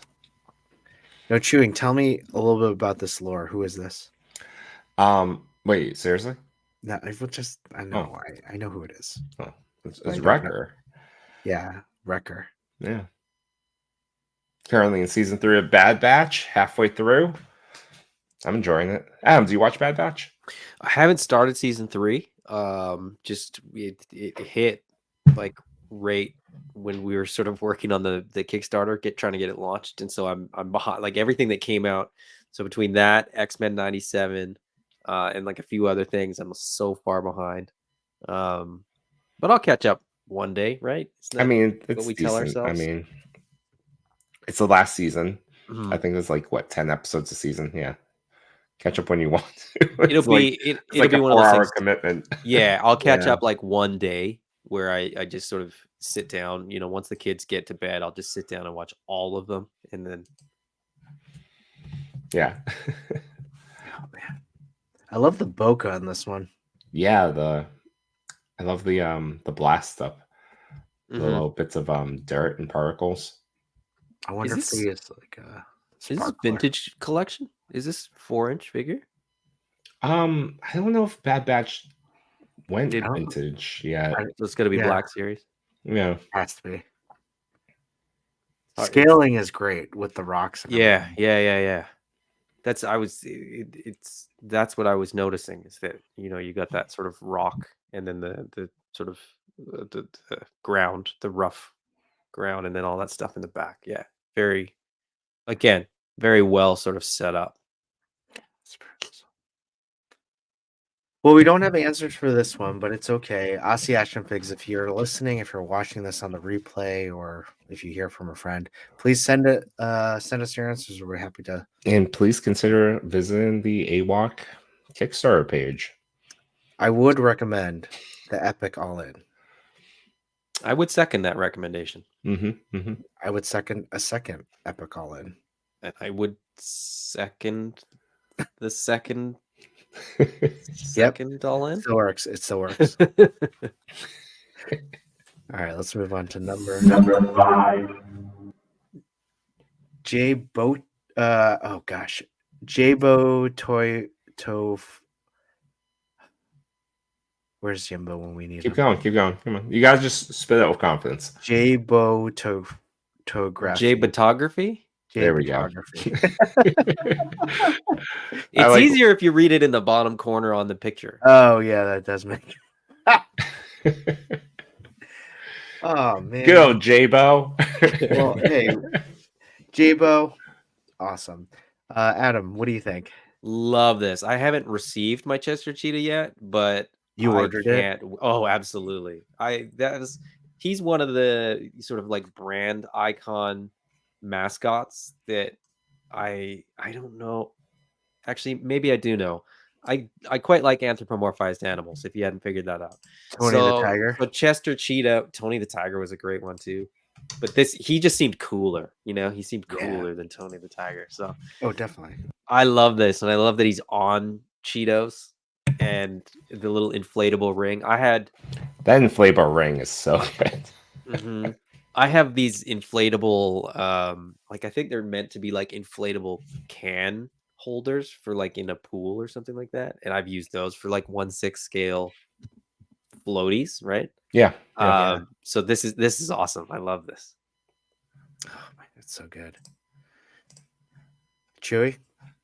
1 second. Just wanted to share this one thing, and I've got it on my second screen. I'm watching it as it. Oh wow, it really did just change. Wow. Yeah. 207. There we go. Congratulations. Hey everyone, we did it. We did it for this one stream. And we'll take the TPC Top 10 will take credit. Next stop, 410,000. From 2005 to 2007. Hey, it counts. No, 205, 207. Absolutely. No, I love this photo. It's great. I love joyful stuff, and this made me laugh when I saw it. Do you think he ate them afterwards? I hope he did. I hope so. Such a waste. Oh, why wouldn't you? I mean, yeah, of course you do. Oh, that'd be so sad. That would be really sad, right? Like what? I mean, come on. Once you have kids, there's not really much that you're like, that's not edible anymore. Yeah, that's so true. It's just touched an action figure. What's the big deal? I ate some Oreos the other day, and it definitely said like December 31st. Yeah, I'm like, don't waste them. But they're Oreos, and they're in a sealed package. And if this was zombie apocalypse, I would eat them. Yeah, so I did. They tasted stale. It's been 3 months. It tasted stale. Oh man, that's funny. Well, there are no answers for this one, but Josh Brown, you take that back. Cheetos are delicious. Wow.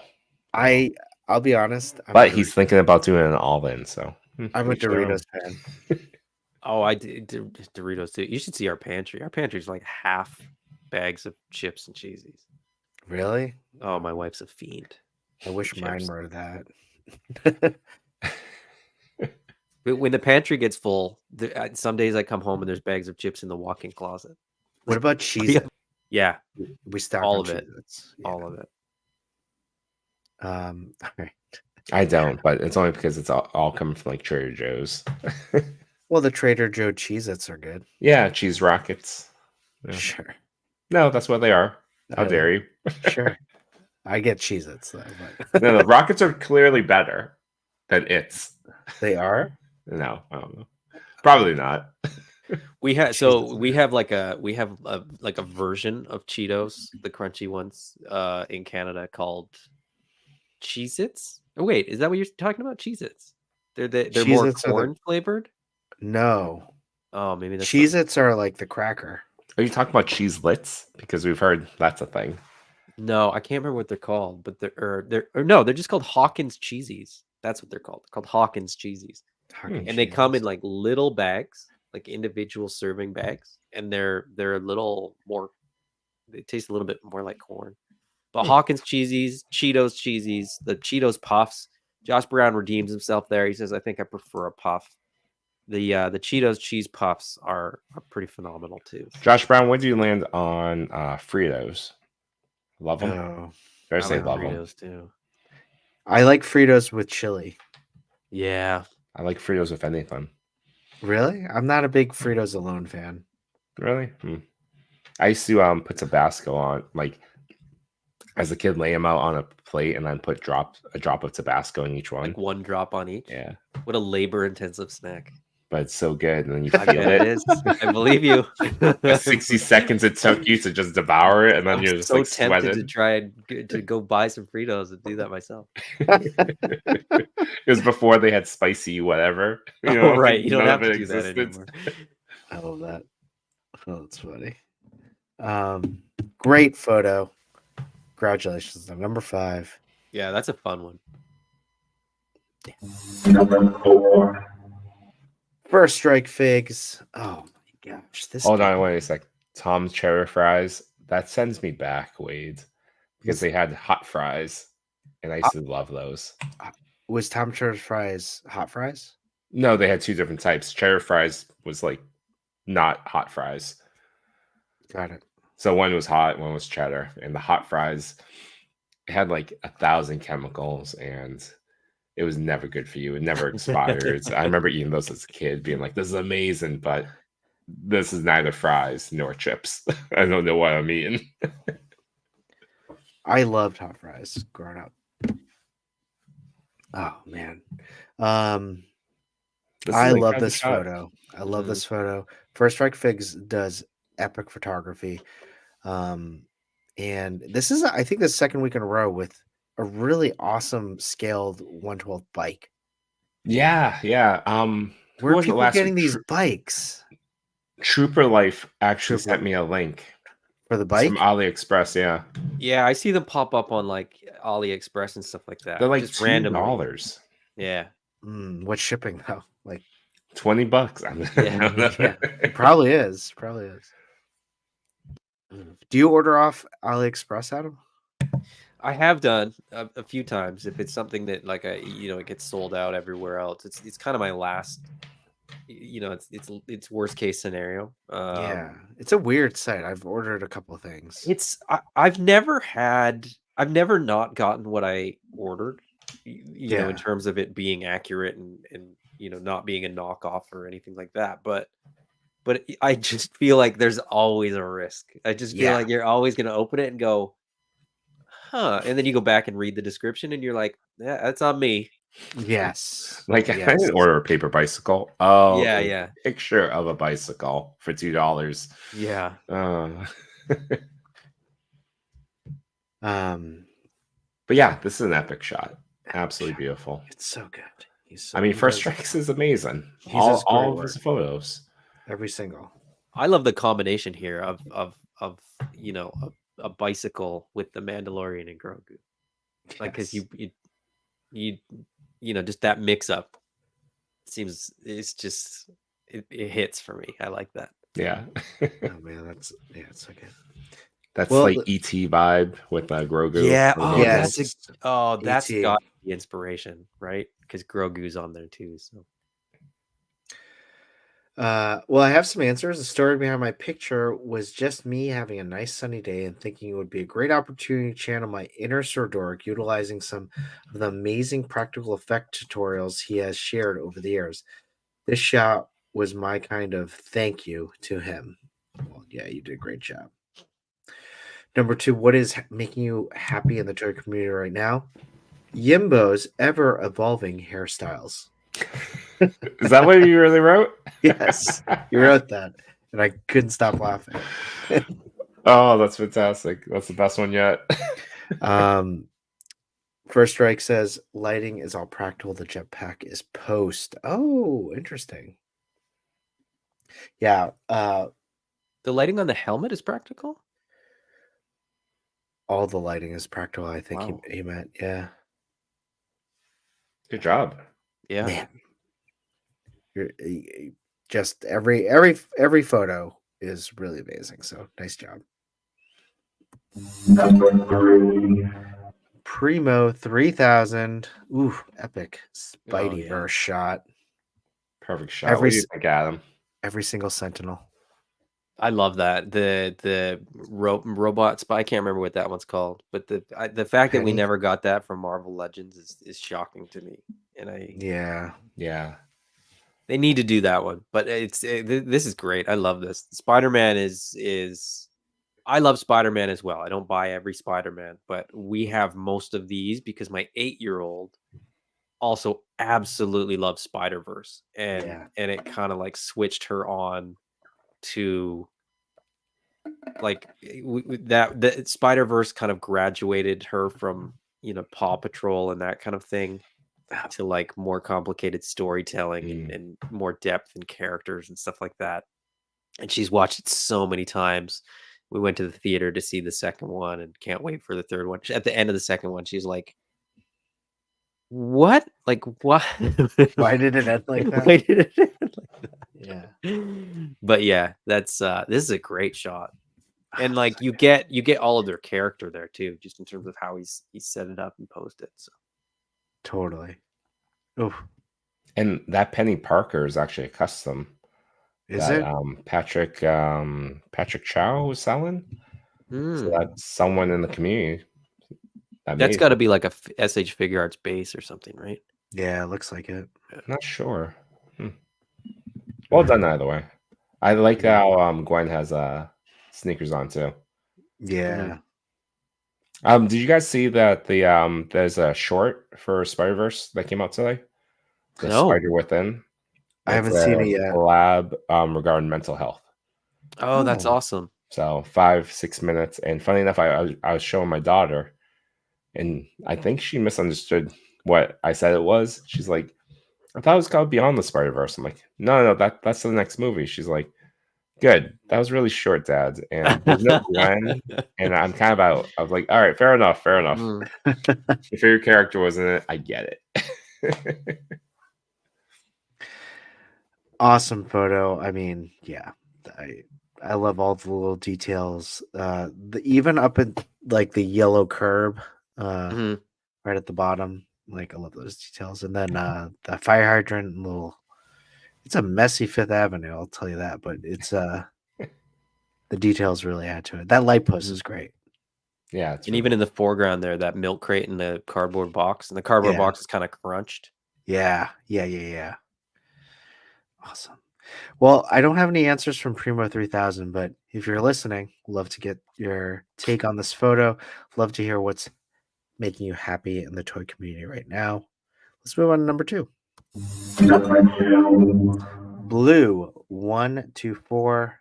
I nominated this one, and I'm so happy I did because look at it. It's awesome. What a great idea. This is really good.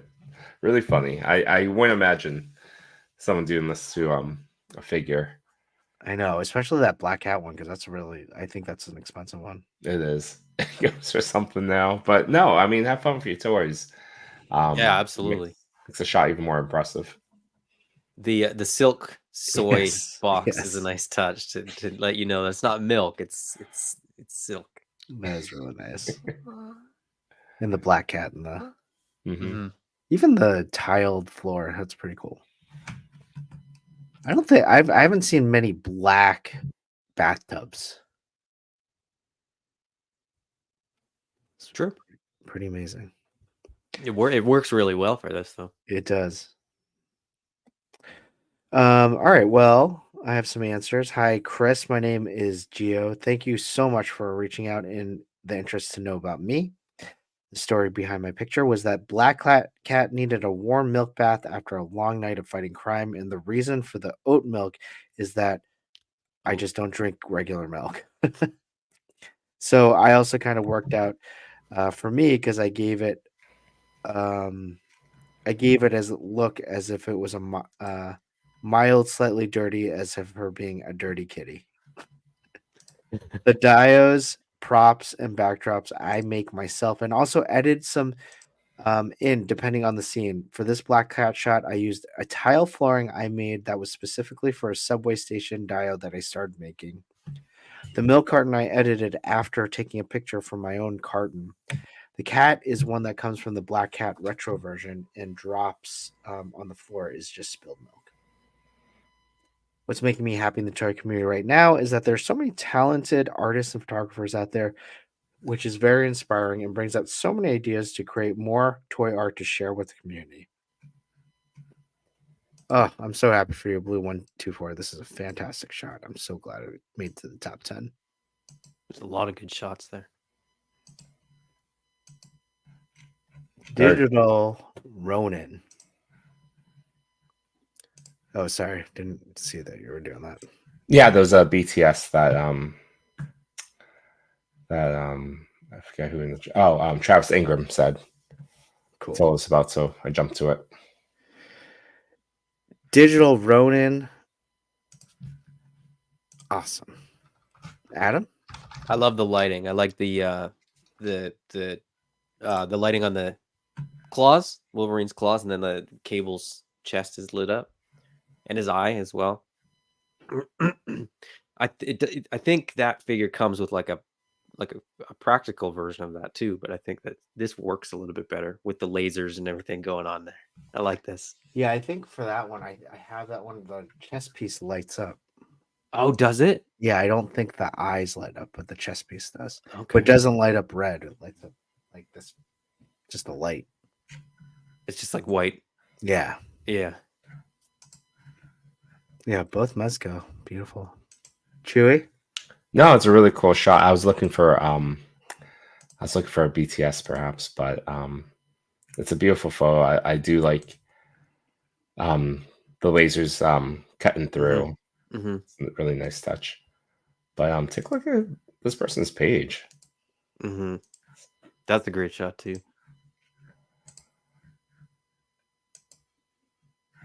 Pretty amazing. Mm-hmm. Oh, actually, it was wider cropped on shot. That's cool. TPC. Look at that detail. Mm-hmm. Great job. Oh, it's not cropped. It's just they chose one of them. Oh, and Travis is Digital Ronin. I didn't put the batteries in. They were buried in the closet. Oh, look at this.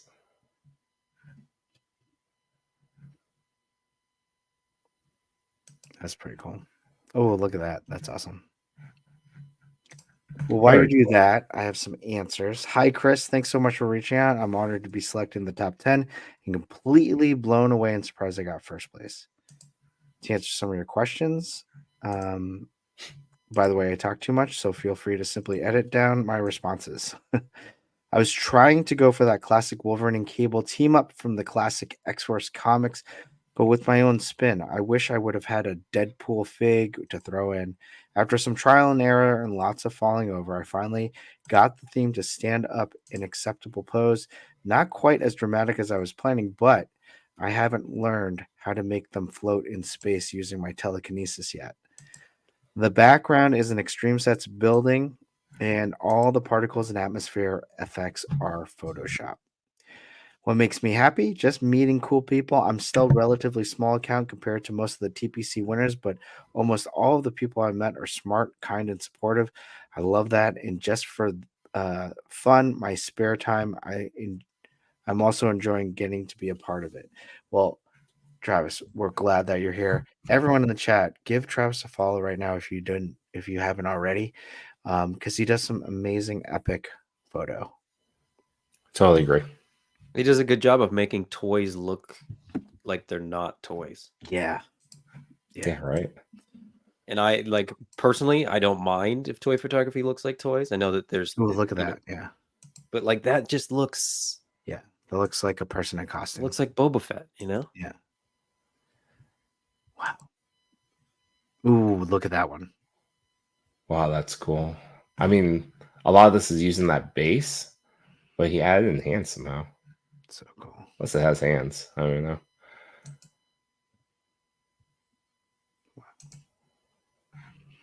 Yeah, very nicely done. Good stuff. Very good Nice stuff. job. Nice job. Follow him. Mm-hmm. Give him a like.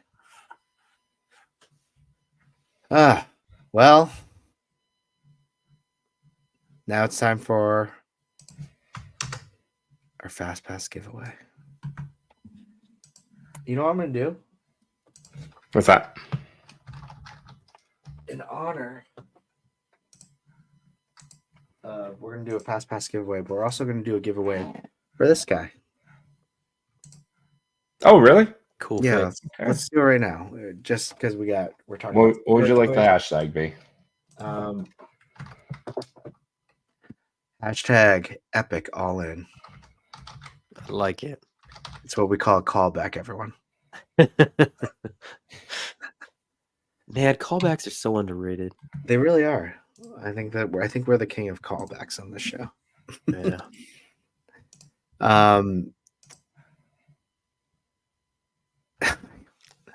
I should have did some capitalization now. I was like, it looks like I was Epi like, Colin. I was like, Epi Colin. Epi Colin. Epi Colin, everyone. Just remember.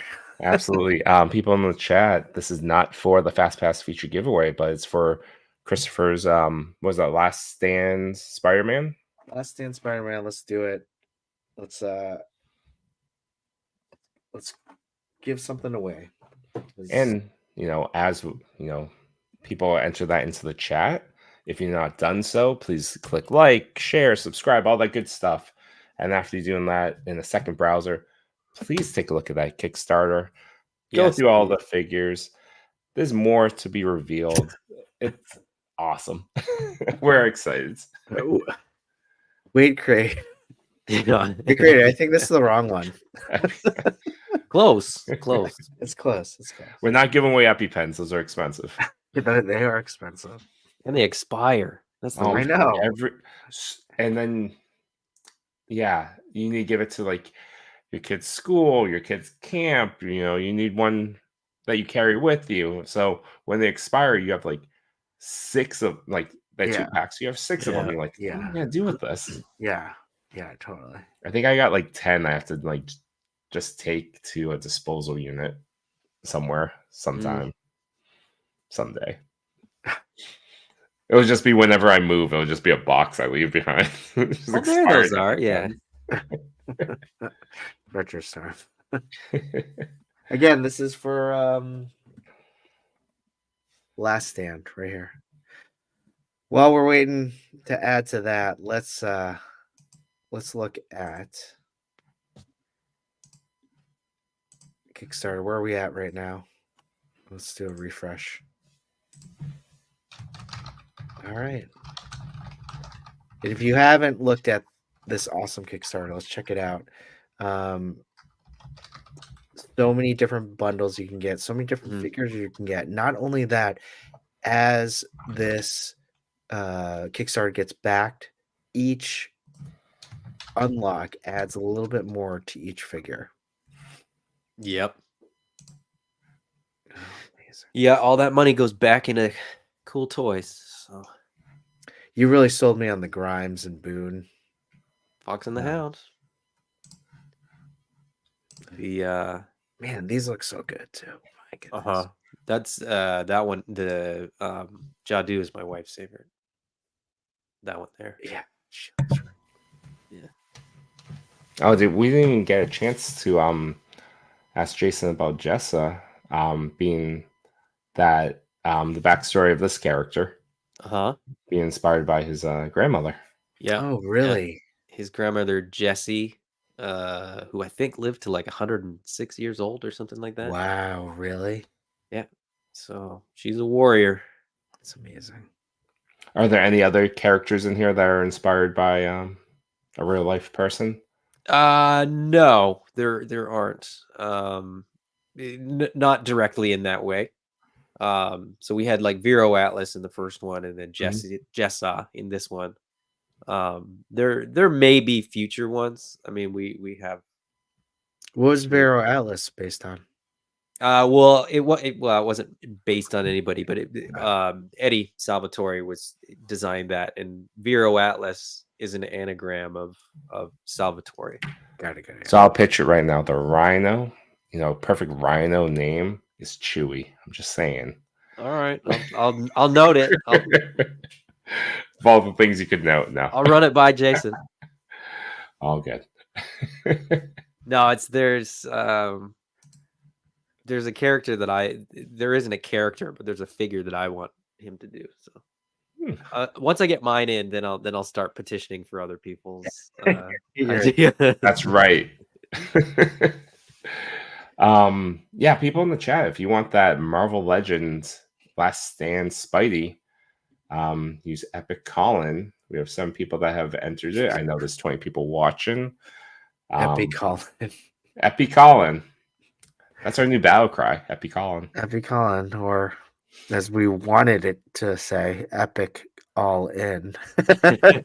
For if you want, Epic All In is really probably the best value, the bang for your buck on the Kickstarter. I have not. You're not there yet, but let it. Not I there mean, you yet. still got a couple weeks, so you let it sort of let it simmer. That's what I'm gonna do. I'm gonna wait. I'm Yeah. gonna wait and see where it gets us. Because that elephant looks great. Yeah, it's like it's a tough balancing act because like I think as we unlock more, so like if we unlock the elephant, then the Epic All In looks like a ridiculous value. Yeah, and totally. and then we'll get more people, I think, that will switch their pledge to an Epic All In. But what we're trying to tell people is if you just do the Epic All In now, it gets us the numbers to sort of get there sooner, right? But we're in this middle part of the Kickstarter where all the early backers, got their money in, and all the people that are waiting to the end are sort of just still on the fence. I think a big part of it is that people don't quite realize, or maybe it just doesn't quite. Maybe they're new to Kickstarter or whatever. Kickstarter doesn't charge your card until like midnight on sort of the day after the campaign. Yeah. So if you back the Epic All In today versus change your mind on the last day, it doesn't really make any difference at all. It just gets us to the stretch goals sooner to do it now. So and you can change your mind between now and then. You can go Epic All In and change your mind and get a smaller tier. I'm just saying. There's flexibility there, guys. Yeah. I mean, people will be more excited to do the Epic All In if there's a rhino called Yowetsi. I don't even know how to pronounce that backwards. Why? Yeah. Yowetsi. Yowetsi? Work? Hey, Yowek? We could probably work. We'll figure something out. Yowek. That doesn't sound right. Rhino just comes with smoke effects. Yeah, that'd be good. All right, last call for Epi Colin for the Epi last Colin. stand, Spidey. It's all yours. Not just still here. Just do the Epic Colin. I'm seriously considering it. We'll modify it too and ship it as one package, so that'll count as one thing. You'll be fine. Well, no. You go from 51 to 65 very quickly. How big is that? No, it's more than that. It's like, is it per like the weapon sets count against the total? No, just figures. Just figures? In dioramas, or vehicles, but yeah. So what's the total on that? There's like, so there's 9 just standard figures in the Kickstarter, and then there's 4 unlocks. So 4 standard figures get unlocked, then 3 birds, then the ox, the elephant, and if the hippo and the rhino, it's 11 more figures on top. So that's and then Spectral Pale, the Kickstarter exclusive. So like 20 figures in the Epic all in. God. That's ridiculous. Do they count when you order them or when they're delivered? I think I would. Oh, you just muted yourself. He doesn't want to tell you. Yeah. He's like, I don't want people to know. Because if it's when they're delivered, some of them won't deliver till 2025, so you're kind of safe in that respect. That's true. We haven't decided what happens when the pre-order or the purchase goes outside of this year. That's true. That's true. So you can kind of like split it across 2024, 2025. Be the hero. We'll see. All right, pushing the button. Do it. Who's this going to? Josh Brown says, I'll personally allow you to not count these towards your count. Drift tag. Drift tag. Give me a DM, Toy.Father, and I'll send it to you. Drift tag. What is your IG handle? If it's not the same as your YouTube handle, that'd be helpful, so that I can know who it's coming from. Yes. Yeah, that's always fun between YouTube and Facebook and Instagram, trying to figure out who's messaging sometimes. Yeah. Real life. Hey, I'm John. Excuse me? I don't. Yeah, so congrats, Drift Tag. I'll get that to you. Oh, it's blue. It's blue. 124. That's awesome. All right, Gio. Awesome. Perfect. All right, great. Do we want to do a Fast Pass feature giveaway? Yeah, do it. All right. What are you gonna put? EPC _. Epi Colin. You know me. Well, no, yeah, I mean it was on the screen. Oh, well, you know me.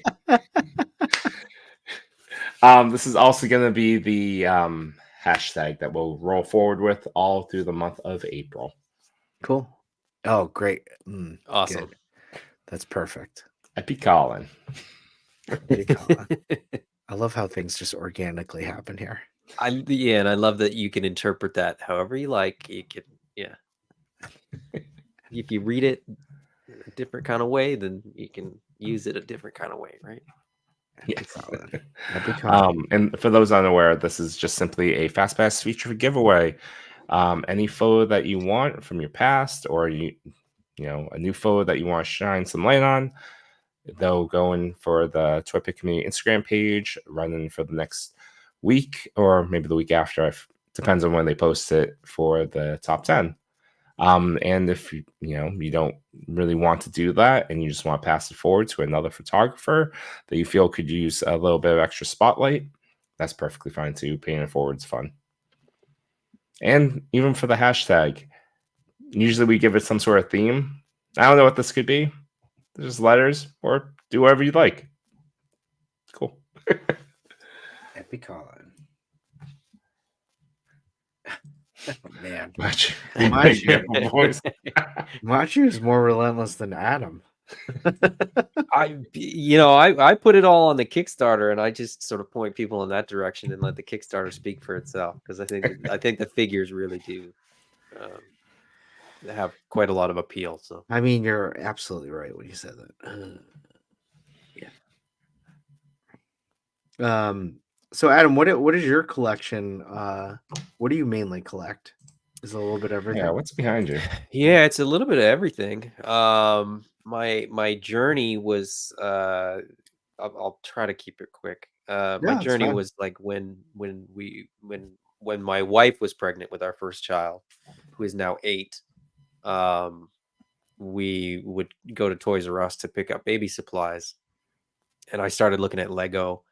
And I was a big Lego collector. I was really into Lego as a kid and sort of got out of toys late. When I was junior high kind of thing, but I got back into Lego, and then I was in Toys R Us more buying baby stuff, and I got deeper into Lego, and then I was in Toys R Us just buying Lego, and then I started looking at Marvel Legends, and then Marvel Legends was kind of the gateway back into action figures, um, and then it was GI Joe Classified and Mythic Legions and AWOK, and I do SH Figure Arts Dragon Ball stuff. Um, um, So you're a collector. I just did You're one of us. Man, everything. I see the A moose a behind little you. bit of everything. Just touch this brand and this brand. And Yeah. it's enough to love it. Random stuff. Like I just look, that Mecha Leonardo from Heat Boys. Like, Oh, just yeah, some yeah. stuff Yeah. that you just go, yeah. I think Did you I see the need April? that. Yeah, I'm not. I'm thinking I'm looking probably at the Turtles and Shredder. April it seems like a bit of a stretch for a mech robot fighting. Yeah, I'm into it. I'm like, oh, that's the I one. like for me, it. I man. like it. Yeah. Just, I don't. It's. I mean, I don't know that. I don't know that I'll get that one. I like that they're doing it. I like that they're doing. Do you collect NECA TMNT? No. But I do the Super 7 TMNT. I Okay. like the Oh, callback to the vintage figures. nice. Got it. I have, although I do have the Turtles in Disguise 4-pack to get, that NECA flavor as well. Scratch that itch. And the Last Ronin one. So yeah, I mean, I guess a little bit of Just 20 figures. That's all. yeah. I love the moose behind you, by the way. Oh yeah, Alder, the Mythic Legions moves. I have 2 of those actually. I have that one for Mythic Legions, and then I have another one, just to sort of represent Canada with with a yet to be customized GI Joe Classified Mountie that's gonna ride it. Oh, nice. There's some plugs happening in the chat. Yes, Spero will be on tomorrow night on Boxing Thursdays Yep. with Toying Around and DK. Awesome. Oh, I'm not sure if DK is going to be there. But I normally hope they're so. there. I love DK. DK is so fun. 9 o'clock p.m. Eastern Standard Time. Awesome. And then what's after? You have like 3 more shows after that. This week. Yeah. We just posted this week's schedule. We're still working on more. So it's like I said, it's a bit of a whirlwind. Yeah, we've got Toying Around tomorrow. Off the top of my head, I think Fridays are our rest day.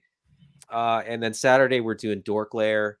Oh, nice. And then I think there's something on Sunday too that I'm forgetting. But yeah, it's and then like I said, there's others lined up that I can't keep track of the days. So stay tuned to the Spero Instagram or Spero on Facebook or whatever.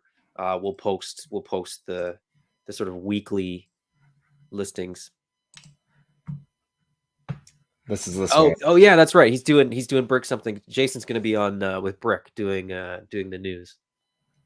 Oh, and Collector Express on Friday On night. Friday, there you go. So there is something on Friday. I thought we had a day off. Oh, I'm missing that one because I'm not home from work by the time they'll start. So Yeah, I like this one. Catch Jason and maybe Adam. yeah, And exactly. That's awesome. Yeah, I mean this is Jason's full-time thing, so he's available. Brick and I both have to kind of coordinate with other things, but we're having fun, and that's what's important. So We know that life. Yeah. yeah. All right. Ready to pull this? Let's do it. EpiCon. Could you imagine that was one of our hashtags for the entire month? For the entire TPC_EpiPen.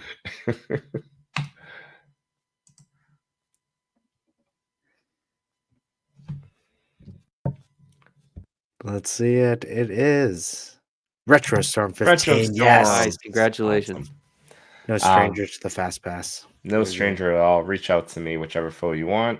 No rush about it. There's no time, due date, whatever. Josh Brown's right. We're gonna do. I think that's. Yeah, and then Jason will be back on my show, Monkey Business, on the 12th, I believe. And I think we might do Toy Connections on the 12th, and we're Jay Gladfelter has sort of graciously said that if there's a Sunday that there's still that we're not doing a video, we might be on GDL again. So we'll see. There's lots. That's awesome. There's so many great channels. There's so many great shows, and it's like we kind of. I think to some extent we kind of underestimated how many people would be open to the idea of chatting with us. Come back on when No.Chewing does the Epic All In. Oh, absolutely. It's the Epic Call-In, and we're both doing it. Actually, no, I'm gonna force you to do it. Wait, no, you didn't. We're gonna do a draft. You can't backtrack. I want the toy draft. We're doing that. I'm doing a toy draft. Come on. No, The I want misery on your face as we go through rounds would be just priceless. No, I want to enjoy all of the figures. That's fair. Adam, thanks so much. Thank you guys. This has been a pleasure. Like, thank you for enabling me. Thank you for a wonderful product. Thank you for staying on this long. We always run super late, so yeah. No, it's good. It's I'm always happy to talk toys. So yeah. No, this has been fantastic. We really appreciate you. And we really appreciate everyone in the chat who joined us, asked great questions. I'll spin it again. Oh, okay, hold on. You could pay it forward to anyone that you want too, Retro. But spin again. Pay for okay. All right, I'll spin again. You know who's gonna get it? Macho. Macho already has like 2 banked. He's out. It's gonna be Macho. Watch. It's Macho. It's Macho. Oh, it's Mythic Dolphin. Nice. All right, nice. Awesome. He's definitely a first one. Yes. that's Tiffany. She's awesome.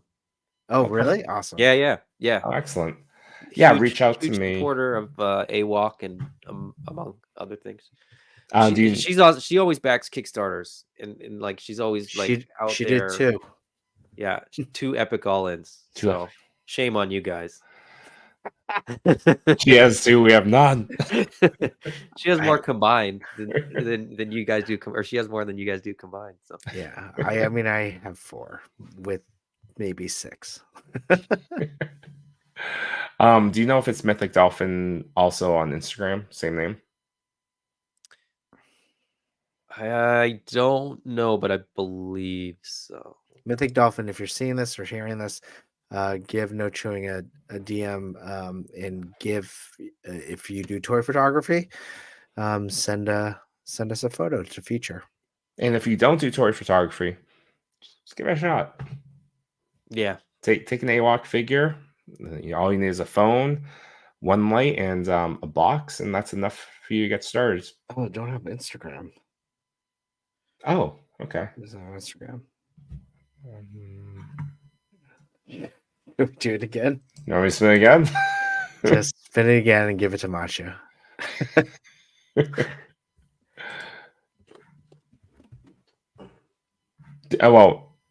Mythic, do you want to start an Instagram page and start toy photography? That sounds very epic. That sounds like a lot. I'm sorry. I'm just going to press it again. No, she said pay it forward. So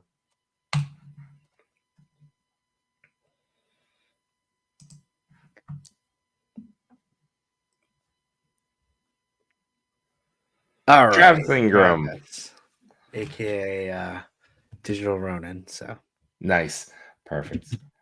Also, Mythic Dolphin. If you ever are interested in toy photography or getting into this type of hobby, reach out to me. Anyways, I'll happily nominate one of your photos to get onto the TPC.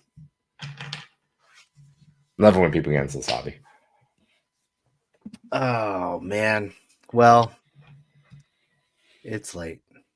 And You guys are on the East Coast. I'm on the West Coast. yeah, I know. Are you I mean, it's near late, but it's not late. yeah, for you. I have a cousin that's in Vancouver. Okay. Yeah. So he just moved there, and I remember I visited there for a while. So West Coast Canada is beautiful. It's absolutely gorgeous. Yeah, I'm about 300 miles inland from Vancouver. Oh, okay. Over some mountains. That's awesome. Well, I do want to thank everyone who joined us on the chat. Thank you, Spero. Thank you, Adam. Thank you, Jason. Thank you, No.Chewing. And it's just so many good figures. I think I've made a decision on what I'm going to back today. So I'm going to tell you right now. Unite my toy collectors, photographers, and more. We had some fun tonight, but we're out of pictures to explore. We thank you for your time. It was nothing but sublime. Though it's time to go to bed, don't be filled with dread. Because next week we'll be right here. Your Toydaddies will appear to bring you joy and laughter every night and here on after.